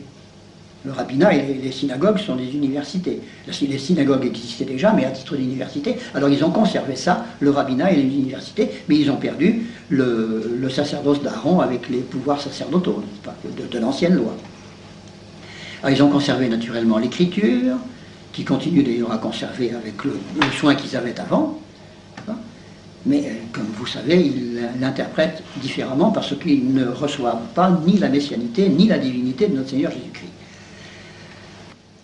Et alors ils se sont réfugiés, au point de vue religieux, dans un mysticisme absolument extraordinaire. Ils s'y sont livrés avec une ardeur extraordinaire. De sorte que la tradition héritée du passé, qui était déjà hypertrophiée, qui était déjà polluée, va s'enrichir de données mystiques nouvelles qui vont s'incorporer dans la dite tradition. Et comme si c'était de la révélation nouvelle, n'est-ce pas? Et c'est ça tous ces additifs de la tradition vont former une tradition absolument nouvelle qui va être répartie dans une foule de livres, anciens et nouveaux, n'est-ce pas, une foule de livres, depuis les Targum jusqu'à la Mishnah et jusqu'au Zohar, puisque, oui, on peut dire jusqu'au Zohar, puisqu'après le Zohar, on peut dire que la Kabbale est terminée, elle est là, elle est codifiée presque définitivement. Alors, pendant la première période, les Juifs de la diaspora s'occupent d'abord à une codification du stock disparate qu'ils ont à leur disposition. Et c'est ce qu'on appelle la période des Tanaïm, T-A-2-N-A-I-M. T-A-2-N-A-I-M, les Tanaïm, c'est-à-dire la période des enseignants. Ils achèvent la rédaction de la Mishnah, c'est-à-dire du Code, parce que la Torah, c'est le Pentateuque, la Torah, c'est notre Pentateuque.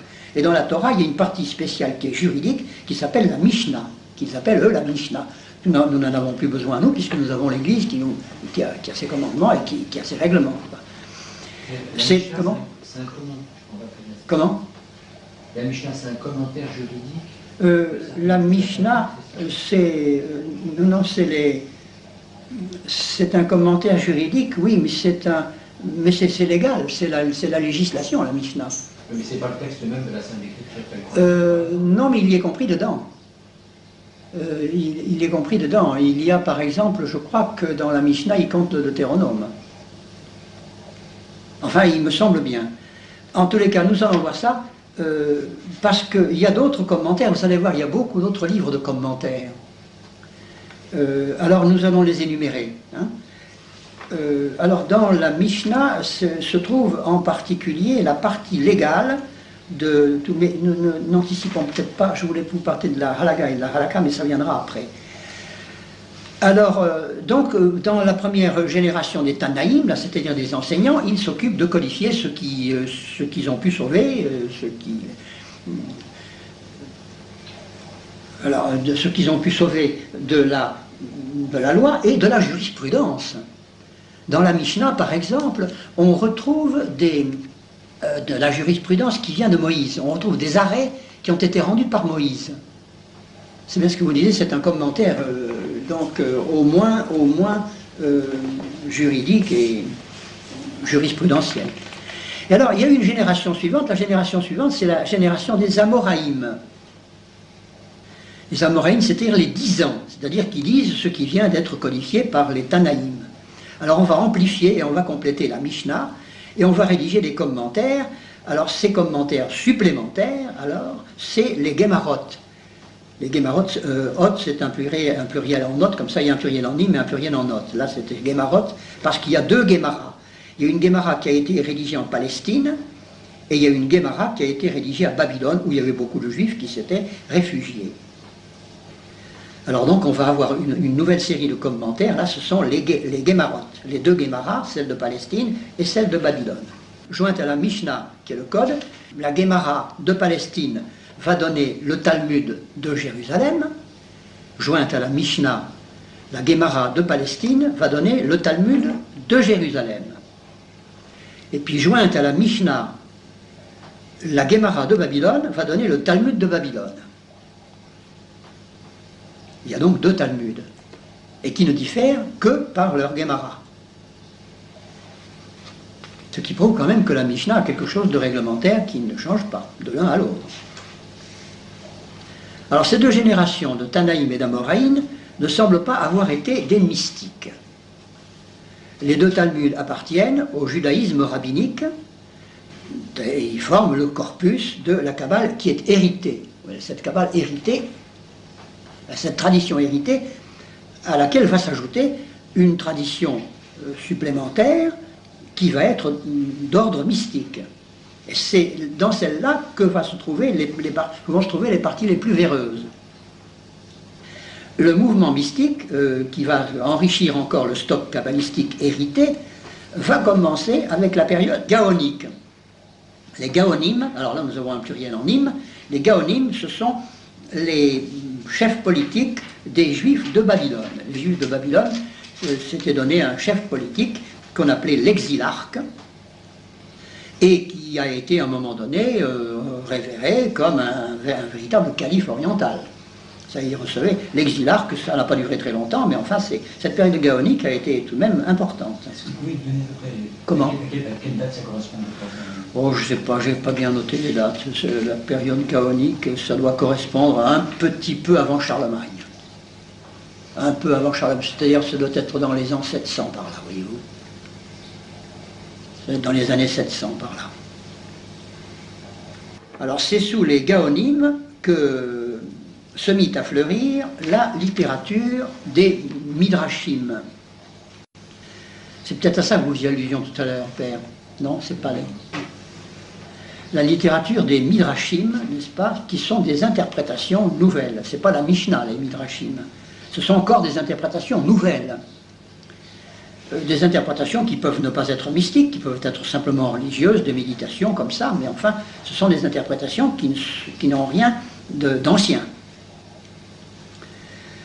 Bon, alors, avec leur goût de codifier tout ce qui sort de leur cerveau, n'est-ce pas, parce qu'ils y attachent une très grande importance, ils ont tout codifié. Je vous dis même des recettes de cuisine, de la cosmologie, de l'histoire, des anecdotes, des recettes de médecine énormément, des recettes de plantes, enfin toute espèce de choses comme ça. Et souci de cataloguer tous les avis qui étaient émis en synagogue.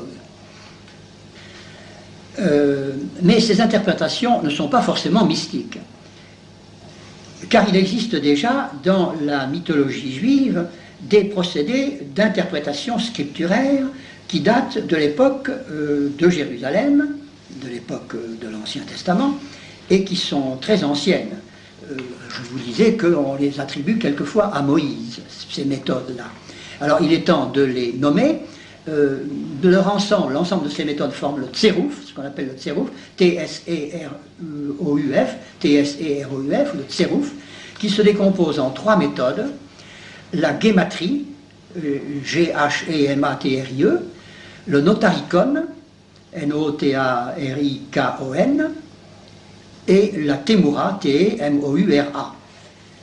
Alors nous allons donc déployer le tableau qui est derrière, où j'ai noté ces différentes méthodes, et nous allons les reprendre une à une. J'ai d'abord noté l'alphabet, parce que tout ça est à base d'alphabet, n'est-ce pas? Alors il faut reprendre l'alphabet. Aleph, Bet, Gimel, Dalet, E, Vav ou Vo, Tsaïn, Het, Tet, Yod, Kaf, Lamed, Mem, Nun, Samesh, Aïn, Fe, Sade, Kof, Resh, Chin, Tav, Tav ou To. Et alors à ces lettres on donne toujours, dans les grammaires hébraïques, quand vous achetez une grammaire hébraïque, vous avez les valeurs numériques. Et les chapitres de la Torah et de la Bible juive sont donnés avec des lettres. Ils sont comme ça, ils sont donnés avec des lettres. Alors nous avons donc de 1 jusqu'à 10, de Aleph jusqu'à Yod, et puis alors à partir de Yod, classiquement, on donne le Kaf 20, et puis alors le Tsadé 90, et à partir du Tsadé, c'est le Kof Hashimtat, c'est 100, 200, 300 et 400. Alors on arrive ainsi de 1 à 400. C'est très arbitraire, je ne sais pas qui est-ce qui a inventé ça, je n'ai pas réussi à savoir. C'est même tellement arbitraire qu'il y a beaucoup de livres juifs de maintenant qui notent, comme je l'ai fait en vert là, sur le côté, qui à partir de l'iode 10, n'est-ce pas, avec le Kaf commence à 11, 12, 13, 14, jusqu'à se terminer par le Tav qui fait 22, puisqu'il y a 22 lettres dans l'alphabet. Mais alors, il y en a des kabbalistes chrétiens de maintenant qui trouvent que c'est pas assez simple, et qui ont compliqué ça en disant, après tout, il y a 4 lettres finales, eh bien on va les incorporer aussi, de telle sorte que, et c'est le cas de Gaston Bardet, il arrive ici au numéro 26, puisqu'il en ajoute 2, il en ajoute encore 4, voyez-vous. Alors il décale tout ça. Alors tous les résultats de la gématrie, du notarikon et de la témoura, surtout de la gématrie, sont à refaire avec la numérotation nouvelle. Parce que cette numérotation est faite avec l'ancienne, c'est-à-dire celle que j'ai mise en rouge. Alors vous voyez déjà si c'est compliqué la Kabbale. En fait c'est comme ça, moi je vous décris ce que j'ai lu dans les livres. Bon alors voilà, donc pour l'alphabet, ces lettres sont superbes. On se régale avec les lettres hébraïques. Vous savez, oh si, c'est magnifique. Ça c'est vraiment magnifique. Et alors il leur attribue, je pense que ça doit être vrai, une valeur philosophique, chaque lettre a une valeur philosophique. Ça, je pense que c'est vrai, ça doit être extrêmement riche. C'est pour ça qu'il serait si bon d'avoir des juifs convertis, mais qui soient vraiment convertis, pas à moitié, n'est-ce pas? C'est ça qui est embêtant avec eux.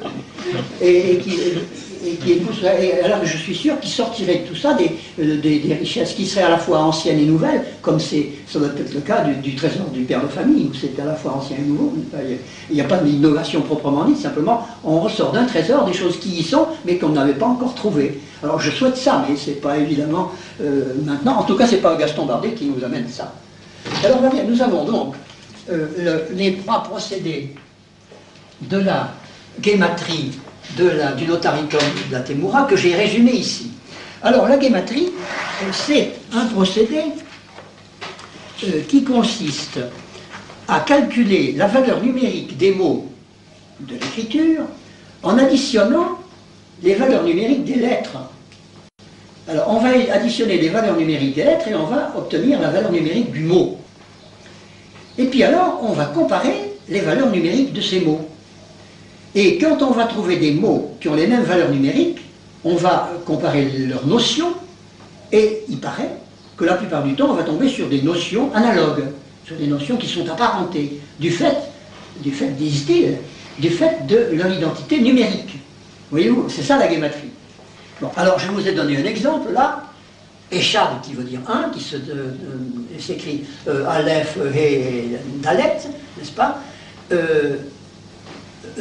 Numériquement, ça fait 1, 8 et 4. Vous n'avez qu'à comparer avec quelque chose, ça fait 1, 8 et 4. Ça fait 13. Et puis alors, Haba, qui veut dire amour, qui fait Aleph et Bet et He, ça fait 1, 5, 2, 5, ça fait 13. L'amour uni.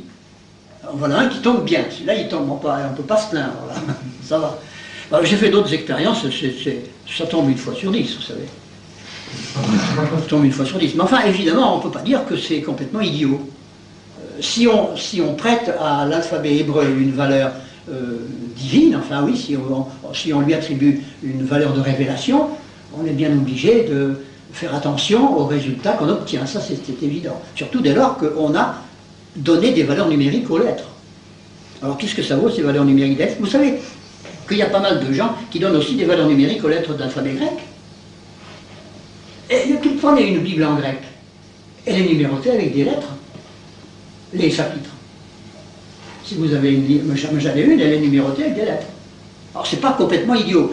C'est pas complètement idiot, mais ça demande une très grande érudition et une excessive prudence. Voyez-vous? Enfin, écoutez, c'est bon quand même d'avoir une idée de ce que peuvent être les procédés de la Kabbale.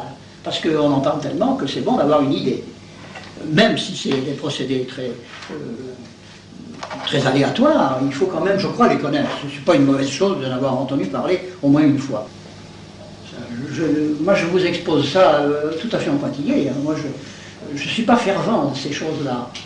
C'est pas comme ça que mon esprit, moi, fonctionne. Mais enfin. Je vois tellement de gens intelligents qui s'occupent de ça. Je me dis, après tout, c'est peut-être intéressant. Et effectivement, intéressant, ça l'est. Mais dire que c'est convaincant, non. On peut arriver aussi à trouver des confirmations d'idées qu'on a eues. Et puis... Alors, la témoura, c'est la substitution de chaque lettre par une lettre choisie conventionnellement. Attendez, nous avons le notaricon avant. Le notaricon, alors donc, pour exercer donc, la technique de notaricon, on choisit un mot dont on veut découvrir le sens caché. Bon. Vous avez par exemple Adam. Là. Adam, vous voulez découvrir le sens caché d'Adam. Il peut y avoir dans Adam. Alors, on décompose le mot dans ses lettres, bien entendu, puis on cherche d'autres mots qui commencent par les lettres constitutives. Et alors là, dans Adam, vous avez le Aleph, Dalet et Mem, c'est un Mem final, voyez-vous, c'est pas un Mem du corps des lettres, du mot. Alors vous allez chercher des mots qui commencent par M, vous avez Messie. Alors là, vous avez pas c'est un Mem, mais c'est pas le même, hein, si vous voulez, parce que c'est un Mem du corps dans le corps d'un mot. Ça c'est le Mem final, puisqu'il finit une lettre, il finit un mot. Alors vous avez Mem, Shin, Yod et He, ça veut dire Messie. Et puis alors vous avez le Dalet du milieu, qui fait David. Alors là, je n'ai pas marqué, n'est-ce pas? Je n'ai pas marqué les points voyelles, sauf ici où c'est nécessaire, puisque dans le Shin, ça ferait un signe autrement. Alors le Shin, c'est pas un point voyelle, ça. Mais je n'ai pas marqué la prononciation parce que je ne la connais pas. Les voyelles sont les points qui s'ajoutent aux lettres, parce que les lettres de l'alphabet hébreu, ce sont les consonnes. Il n'y a pas de voyelle si ce n'est le Aleph du début, qui est à la fois voyelle et consonne. Alors donc, vous avez David, ici, qui est un Dalet, un Vo et un Dalet. Et puis vous avez Adam que vous retrouvez ici, parce que comme quand vous cherchez les mots qui commencent par A, le premier qui vous vient à l'idée, c'est Adam. Alors vous trouvez Adam et le Messie. Alors Adam contient le Messie et contient David. C'est pas l'idiot. Mais enfin, c'est pas ça qui nous l'aurait fait trouver. Nous le savons, mais nous ne le savons pas par ça. Alors la Témoura maintenant. La Témoura, alors ça c'était effroyablement compliqué. Et encore, j'ai pris un cas simple. J'ai pris la Témoura Atbash à combinaison 1,5. Vous allez voir, c'est absolument marrant. On divise l'alphabet en deux. Et puis on reporte les deux parties l'une sur l'autre, de façon à avoir une combinaison en symétrie, si vous voulez. Aleph, To, qui vous fait At, et puis Bash, qui vous fait Bet, Shin. Voyez-vous, c'est-à-dire que la première lettre est en rapport avec la dernière, et que la seconde lettre est en rapport avec l'avant-dernière, et ainsi de suite. et tout va tourner autour du iode. Bon, bon. Enfin, voilà le système. Mais il y a des types, des kabbalistes, qui ont trouvé un truc beaucoup plus compliqué. Ils divisent en trois, eux. Et alors, ils ont des combinaisons qui leur donnent des correspondances, non pas entre 2 lettres, mais entre 3 lettres. C'est effrayant. Il faut pas avoir passé des nuits de kabbalisme pour se livrer à des pareils. Enfin, ils le font, ça, je vous assure. Et c'est pour ça qu'ils appellent ça la Temura Atbash, parce qu'il y en a une autre.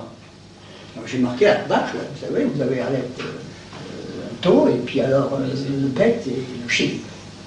Et alors là, on arrive à une combinaison absolument extraordinaire, qui va nous amener d'ailleurs à des considérations curieuses. Vous avez Dieu, c'est le fameux tétragramme, c'est pour ça que je l'ai entouré de rouge, n'est-ce pas? C'est le Yod-He-Vav-He, n'est-ce pas? Et puis vous avez un mot qui lui correspond, d'après cette correspondance-là, quand il fait le chiasme, voilà, ouais, ça vous fait serpent. Comme ça vous fait les 4 lettres, là vous prenez vous obtenez un mot juif qui veut dire serpent. Alors, évidemment, les Juifs en ont conclu qu'il y avait du mal en Dieu, que Dieu contenait le serpent. Eh bien, c'est tout simplement qu'ils n'ont pas compris la parabole, oui on peut dire ça, du serpent crucifié dans le désert. Et alors là, on met le doigt sur... qu'ils auraient dû comprendre, et c'est une chose ça peut répondre un petit peu à l'objection que nous sommes tous en train de faire, là. S'ils avaient vraiment bien cherché, ils auraient trouvé. Ben, c'est notre Seigneur Jésus-Christ qui s'est fait pécher pour nous. Ça ne veut pas dire qu'il y ait du mal en lui. Ça veut dire que par un espèce de subterfuge mystérieux, qui est la rédemption, il s'est fait pécher à notre place. Et le serpent crucifié dans le désert, le serpent d'airain, n'est-ce pas, tient sur la croix la place de notre Seigneur Jésus-Christ. Et s'ils avaient été très intelligents, avec leur procédé de la Temura, ils auraient peut-être fini par comprendre. Voyez-vous, ça... Et très peu enfin, il n'y a pas aucun juif ne comprend la parabole du serpent crucifié dans le désert. Ils s'imaginent tous que c'est parce que, eh bien, il y a du mal en Dieu, et ils en concluent à la coïncidence des coïncidation positorum, c'est pas comme quoi il faut que le mal et le bien se compensent, et que quand on domine les deux, on arrive à les équilibrer. Et que Dieu équilibre le bien et le mal, mais qu'il les incorpore tous les deux. Voilà ce qu'ils en ont conclu. Alors que s'ils avaient été très intelligents, ils en auraient peut-être trouvé le mystère de la rédemption. Alors c'est pour ça que j'ai choisi cet exemple-là, parce que pour montrer que c'est pas forcément complètement idiot. Il peut y avoir des choses... on peut en tirer certaines choses, mais avec énormément de précautions. Enfin, moi, je ne recommande pas de le faire. Est-ce qu'il y a des pères d'église qui ont donné un avis là-dessus? Certaines béconnes, je crois. Je sais pas, il y a eu des... C'est-à-dire que ce qu'il y a eu, surtout, il y a eu une grande indécision du magistère qui, finalement, au moment des kabbalistes de la Renaissance, de ce qu'on appelle les kabbalistes chrétiens de la Renaissance, comme Reuchlin, se sont fait un peu les réflexions que nous faisons. Il y a peut-être des choses là-dedans, mais ils ont été les papes ont été très indécis. Ils ont longtemps résisté à la publication du Talmud, ils ont fini par accepter, des choses comme ça, mais sans conviction. Sans conviction parce que personne n'est convaincant là-dedans. C'est pas Reuchlin qui est très convaincant. Reuchlin a inventé un truc que maintenant Gaston Bardet reprend, n'est-ce pas? C'est dans le tétragramme de mettre un shin. Parce que le tétragramme, paraît-il, en hébreu, il est imprononçable. Je ne sais pas comment, avec des points voyelles, on doit pouvoir prononcer ça. Enfin, il me semble, il paraît que c'est imprononçable. Et on le rend prononçable en y mettant un shin au milieu. C'est-à-dire un shin, c'est celui-là. Et alors on le ensemble, ça fait Yesou. Vous avez un yod, vous avez un i qui ne se prononce pas, vous avez le shin qui fait che, le v, le vo qui fait ou, il y avait Yesou, puis c'est le h qui ne se prononce pas. Ça vous fait Yesou, évidemment, si vous mettez un shin au milieu. Alors c'est Reuchlin qui a inventé ça, et Gaston Bardet reprend ça. Alors je vous dis, il y a une... Oui. Comment? Qui est ce Gaston Bardet? Oh, c'est un demi-fou. C'est vraiment un demi-fou. Il connaît beaucoup de choses, il est très érudit, mais alors, il a des prétentions mystiques. Dans toutes ses préfaces, il vous dit qu'il suffit qu'il se mette un petit peu sur son fauteuil, sur son divan, là, bien tranquille, et puis paf, il est en communication avec le Saint-Esprit. Il voit les choses. Il vous explique ça, alors et en large, tout c'est pas. Vous comprenez que... Il est comme ça. Enfin, il a inventé cette nouvelle numération en 26, là, qui ne correspond, à mon avis, à rien du tout. Enfin, il a des arguments. Ah, il a des arguments. Seulement, il fait partie des grands intellectuels qui souscrivent à la fameuse revue Epignosis, dont je vous parlerai peut-être si on m'y convie. Epignosis, qui est une revue gnostique, tout ce qui est de plus mauvaise, archi-moderne, rédigée par des universitaires de haut vol, c'est un truc excessivement dangereux, très très dangereux. Est-ce que le chiffre de la bête, l'Apocalypse, ça n'a pas quelque chose à voir avec ça? Ben oui, enfin, le chiffre de la bête, alors là, il a été essayé maintes fois, et on le compare, on retombe bien souvent sur des choses concernant notre Seigneur Jésus-Christ. Parce que, encore une fois, pour la même raison, il a assumé tous les péchés de l'humanité. Alors évidemment, on comprend que dans un certain sens, on retrouve en lui du mauvais, mais il ne faut pas... S'il n'y avait que ça, on pourrait conclure au mélange du bien et du mal en Dieu, mais il n'y a pas que ça. C'est pour ça que dans l'Apocalypse, Saint Jean dit bien que celui qui a de l'intelligence comprenne ce que l'Esprit dit aux églises. Parce qu'il faut avoir de l'intelligence pour faire ça. Et l'intelligence, qu'est-ce que c'est? Eh bien, c'est la faculté de distinguer. Et la distinction fondamentale, c'est la distinction du bien et du mal. Vous savez, cette définition des dons du Saint-Esprit, là, la sagesse unie, l'intelligence distingue, le conseil choisit ce qui a été distingué, la force maintient la cohésion des parties, la piété relie, la science explique, et la crainte se rapporte à la mort qui décompose. J'ai appris ça quand j'étais tout petit, et ça m'est resté, c'est une définition qui me rend bien service. Alors l'intelligence distingue. Eh bien, elle distingue le bien et le mal. Et alors là, dans cette machine-là, de la Témoura, là, nous sommes retombés sur nos pieds parce que nous avons distingué le bien et le mal. À un moment donné, nous sommes arrivés à un point où on dit « Ah, on ne peut pas aller plus loin ». Alors cherchons, distinguons le bien du mal. Il ne peut pas y avoir de mal en Dieu, on le sait, pas par là, mais par ailleurs. Donc, c'est comme ça. Voilà, c'est ça. Nous avons donc commenté avec intelligence.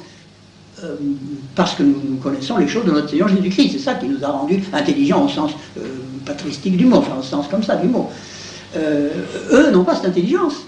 Ils ne reconnaissent pas Jésus-Christ comme fils de Dieu. Alors évidemment, ils ne peuvent pas appliquer cette chose de la rédemption, ils n'y croient pas. Bon, enfin ce sont des digressions qui sont... Mais enfin...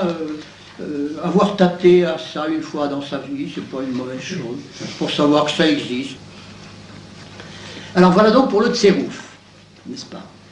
Alors d'une manière générale, les kabbalistes ont appliqué des procédés donc de la guématrique, du notaricon et de la témoura, sans intelligence, comme le demande Saint Jean, n'est-ce pas? Et parce qu'ils n'avaient pas la clé. Parce qu'ils n'avaient pas la clé. Alors les Midrashim rédigés pendant la période gaonique, n'est-ce pas? Vous me demandiez la période gaonique, eh bien elle commence au moment de l'Égir, en 622. C'est bien ça, voyez-vous, ça fait à peu près ces époques-là.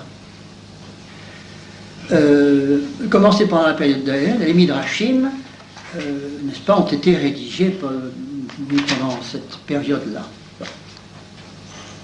Alors je voudrais arriver à retomber sur la période, considérons comme finie la période gaonique, où il y a eu les exilarques de Babylone, et nous en arrivons maintenant à la période que l'on a appelée de la mystique de la Merkaba. Parce que les Juifs ont plusieurs méthodes mystiques, ont plusieurs méthodes de contemplation, n'est-ce pas, comme nous en avons plusieurs, n'est-ce pas? Il y a ce qu'on appelle... chez les chrétiens, la mystique de l'essence et puis la mystique nuptiale. Ce sont deux mystiques qui sont pratiquées l'une et l'autre. Il y en a une que, pour ma part, je préfère à l'autre, mais la mystique nuptiale est certainement la plus canonique. Mais la mystique de l'essence a été pratiquée pour ce qu'on appelle les rénants, les mystiques rénants. Et il y a des mystiques rénants qui sont très mauvais, mais enfin il y en a qui sont bons, comme par exemple Tolaire, et même l'auteur de l'imitation de Jésus-Christ, qui pratiquait, lui, paraît-il aussi, cette mystique de l'essence. Alors donc, les Juifs ont plusieurs méthodes de méditation. Et celle-là, c'est la méthode de la Merkaba. Ça veut dire la méthode du char. C'est le char de Dieu, n'est-ce pas? Merkaba. Merkaba, M-E-R-K-A-B-A. La mystique de la Merkaba, M-E-R-K-A-B-A. C'est une méthode de contemplation qui consiste à réfléchir sur le char de feu de Dieu, n'est-ce pas? C'est le char de feu d'Ézéchiel, le char d'Ézéchiel. Alors on se force on excite son esprit à réfléchir sur le char de feu d'Ézéchiel, le char de feu qui a conduit Ézéchiel au ciel, n'est-ce pas? Il voyait Dieu dans un char de feu. Et pour la situer, il faut la comparer à ce qu'on appelle la mystique Béréchite. La mystique Béréchite, c'est la mystique du récit de la création. Béréchite, c'est les premiers mots. Béréchite, ça veut dire début, ça veut dire commencement, au commencement. C'est les premiers mots de la Genèse. Et alors, les mystiques de l'ancienne loi méditaient surtout sur cette méthode, sur ce livre de la création. Et puis ensuite, pendant l'exil, voyez-vous, pendant l'exil, non, pendant les premiers temps de la diaspora, ils ont médité sur le char de feu. Enfin, c'est une seconde phase de leur mystique, n'est-ce pas? Et finalement, ils ont appliqué ces procédés de la Guémara et puis du Tsérouf, sont devenus des supports de méditation pour eux, et ils en ont fait des méthodes de méditation. Alors, au lieu de méditer comme nous sur des notions, sur l'amour de Dieu, sur des choses plus faciles, où l'âme se dilate, ils ont médité sur leurs chiffres, sur leurs combinaisons, sur leurs trucs comme ça. Et ils ont fait du Tsérouf des méthodes de méditation. Et alors, à cette période de la méditation qu'ils ont appelée du char de feu, parce qu'évidemment on arrive à voir des étincelles avec tout ça, je pense que ça doit être à ça qu'ils font allusion.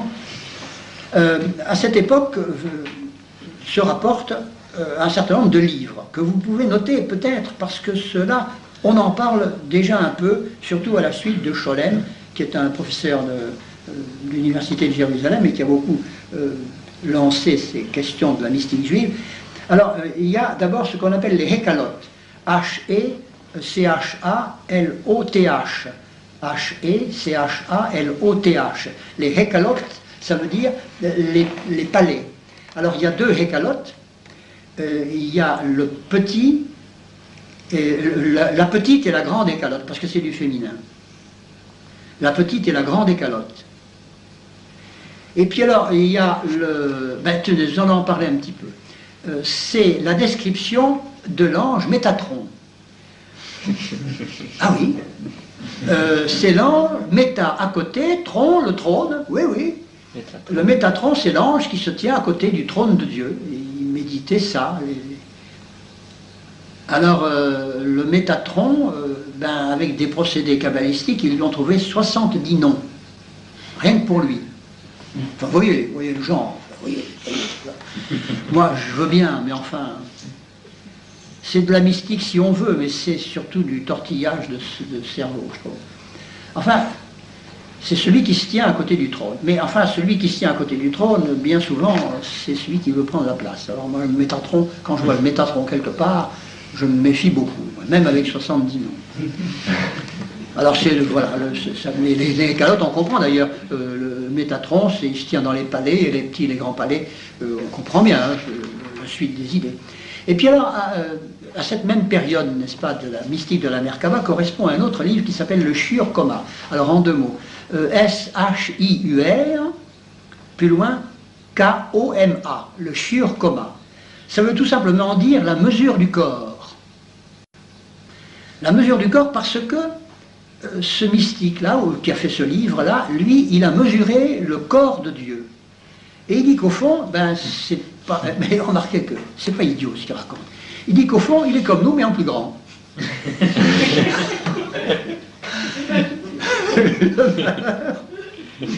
C'est qu'il a donné des mesures, il a donné des chiffres, mais il ne donne pas de quelle unité il se sert, de telle sorte que ces chiffres ne servent à rien.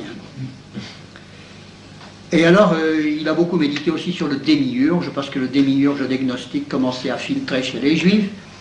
Et alors, ce juif-là qui a fait ce traité du Shur Koma, c'est un petit traité qui n'est pas vrai, qui est il le cite.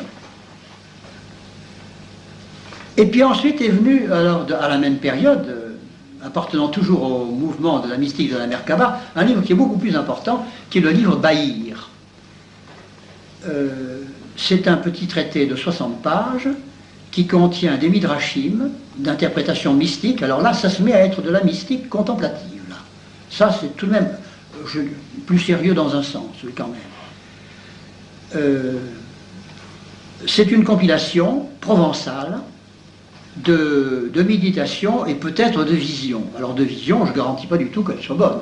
On peut même penser que si elles ont un bon point de départ, une bonne volonté de départ, c'est évident que dans des conditions de méditation pareilles, le démon a certainement dû s'en mêler. Parce que quand on n'est pas défendu par l'Église, je ne vois pas ce qu'il pourrait défendre. Autrefois, oui, la synagogue défendait, mais comme elle n'est plus elle-même défendue par... je ne vois pas ce qui pourrait les empêcher de tomber dans la fosse mystique. Alors donc, le livre Bahir, c'est un livre qui est très connu, c'est une compilation provençale, mais c'est déjà plus, voyez-vous, palestinien. C'est déjà plus des gens de la Palestine ou de la Babylonie.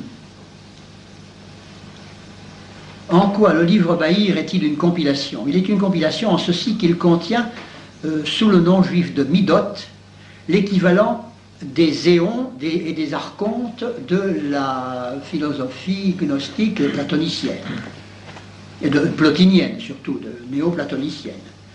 Alors lui, il médite sur les éons, il y a déjà des éons et des archontes. Voyez-vous, la gnose païenne commence à revenir à l'occasion de ces méditations dans la mystique juive, dans la contemplation juive proprement dite. Il ne se contente plus de la Merkaba, des choses comme ça.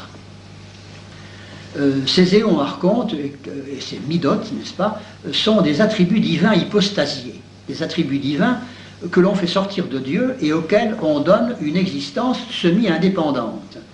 Les midot du livre Bahir sont des esprits médiateurs, des entités intermédiaires entre Dieu et le cosmos. Ces définitions étant fournies par l'inspiration mystique. Alors nous allons trouver des midot dans le livre Bahir sous une autre forme, sous une autre dénomination, dans un traité plus important de l'époque dite de la mystique de la Merkaba et qui termine cette méthode, c'est le fameux Sefer Yetzira. Alors le Sefer Yetzira, ça veut dire le livre de la formation. Nous arrivons donc au dernier livre important de la période de la Merkaba. Le Sefer Yetzira, Sefer ça veut dire livre, n'est-ce pas? Et puis Yetzira, c'est Y-E-T-S-I-R-A. Y-E-T-S-I-R-A.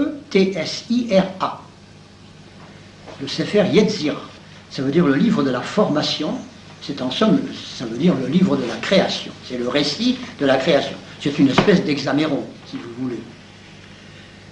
Écrit, lui, il est écrit entre le 3e et le 4e siècle. Alors vous voyez, ça, je me suis un petit peu trompé, j'ai un petit peu avancé les choses. Là. Vous me demandiez des dates tout à l'heure. Le Sefer Yetzira qui termine la mystique de la Merkaba, et donc entre le 3e et le 4e siècle, alors je me suis trompé d'au moins 2 siècles. C'est vous dire si c'est vous donner la mesure de mon intelligence.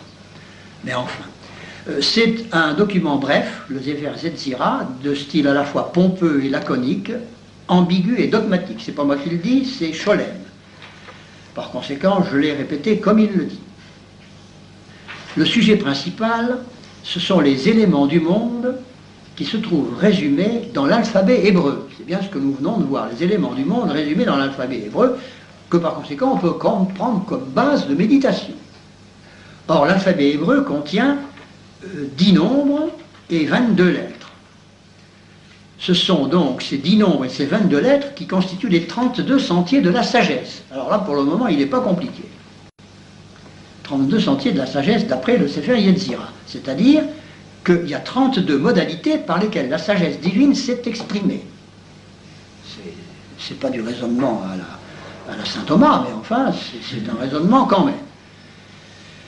Le Sefer Yetzira dévoile donc la signification des 22 lettres, mais il s'attache surtout aux 10 nombres, 10 nombres. Ces 10 nombres, c'est-à-dire les 10 premières lettres qui vont de Aleph jusqu'à Yod, sont considérés comme des signes, les noms des 10 êtres numériques vivants en Dieu. Il y a 10 êtres numériques, 10 nombres vivants qui vivent en Dieu. Et ces nombres vivants qui vivent en Dieu, ce sont les zéphirotes. Alors, je n'ai pas eu le temps de vous marquer les zéphirotes, mais je le ferai dans une prochaine chose, on y reviendra peut-être. C'est important de prendre contact avec ces dénominations et cette disposition des zéphirotes. On retrouve là les midotes du livre Bahir qui se sont précisés, n'est-ce pas, et qui sont... Alors les zéphirotes ont eu à partir de ce moment-là une vitalité absolument permanente, et encore maintenant on en parle. J'ai acheté dernièrement un livre sur Freud. Il est représenté devant un tableau noir de professeurs de faculté, et sur ce tableau noir, eh bien, il y a les zéphirotes. Ben, les zéphirotes, ce sont donc des esprits, ce sont les 10 esprits émanés de Dieu. Ce sont 10 hypostases divines, si vous voulez. Eh bien, sur le tableau, il faudrait que je vous les représente. Là. Et alors, je me demande si je ne vais pas le faire tout de suite. Parce que c'est un peu embêtant, parce que il va falloir que je prenne un... Ben, je vais le faire. Je vais le faire parce que autrement, on ne va pas s'en sortir. Seulement, je vais effacer celui-là, le Notaricon. Merci bien. Voilà. Vous avez d'abord, à la tête de tout, on met l'Anzof, mais qui ne fait pas partie des zéphirotes. Anzof, ça veut dire l'infini. Aïn, sauf, Aïn, ça commence par un aleph, d'ailleurs. Anzof, ça veut dire infini. Ou, quelquefois, ils le traduisent par en soi, par le soi, mais ça veut dire l'infini. Et alors, au-dessous, le premier zéphirote, ou la première zéphirote, plutôt, zéphira. Non, la première zéphira, c'est Keter. K-E-T-H-E-R, Keter, qui veut dire la couronne. Ça veut dire la couronne. Ensuite, viennent sur la gauche Bina, qui veut dire l'intelligence,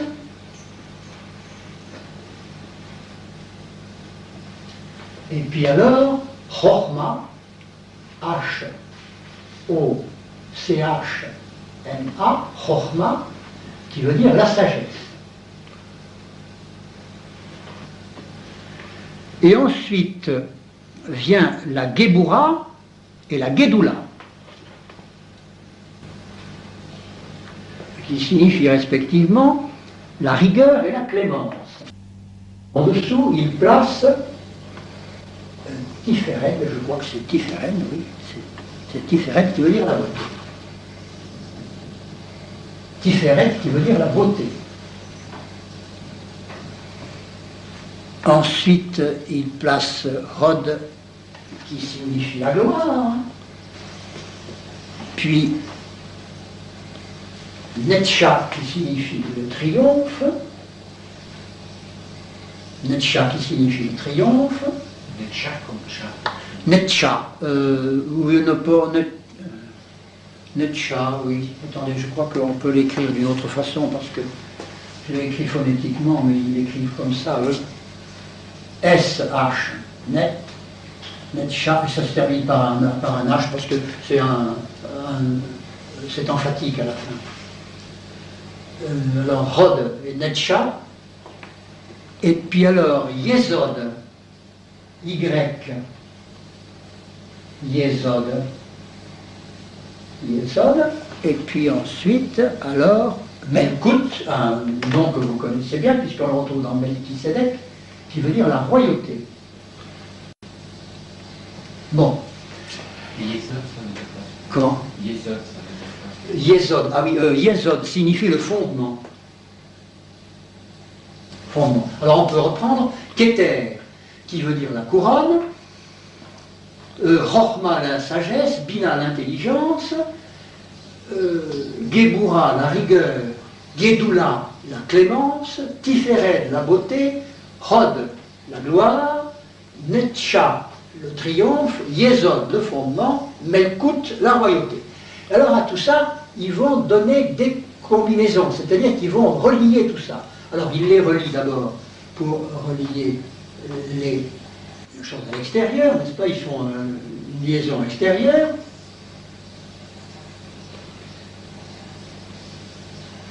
Pour former un ensemble comme ça.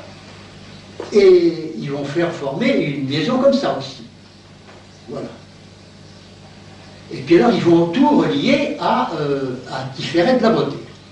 Alors, vous avez ceci, cela, cela, cela, cela et cela. Voilà. Alors, il y a d'autres liaisons aussi, mais enfin, elles compliquent tout et elles sont rares. Il faut dire qu'elles sont rares. Et alors, ces choses-là, ça va correspondre à des mondes divins différents. Mais cette construction entre les mondes différents, c'est une construction postérieure, tardive, qui ne vient pas du Sefer Yetzira. Ça vient d'après, c'est d'autres mystiques juifs qui ont rajouté ça encore après. Alors, il y a le monde divin de l'émanation, on va le marquer. Le monde divin de l'émanation. Vous avez un monde de l'initiation qui va jusque ici, et puis alors vous avez le monde de la formation, Yetzira d'ailleurs, qui s'appelle Yetzira, qui exclut simplement Melkout, qui exclut simplement la royauté. Alors ça, c'est le monde de la formation. Et puis ceci, c'est le monde de l'action.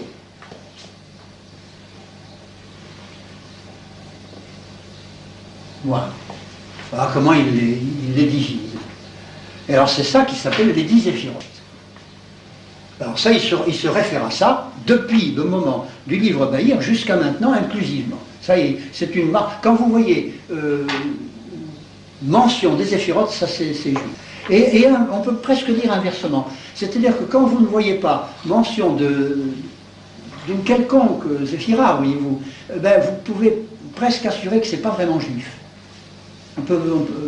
Il me semble pouvoir l'affirmer.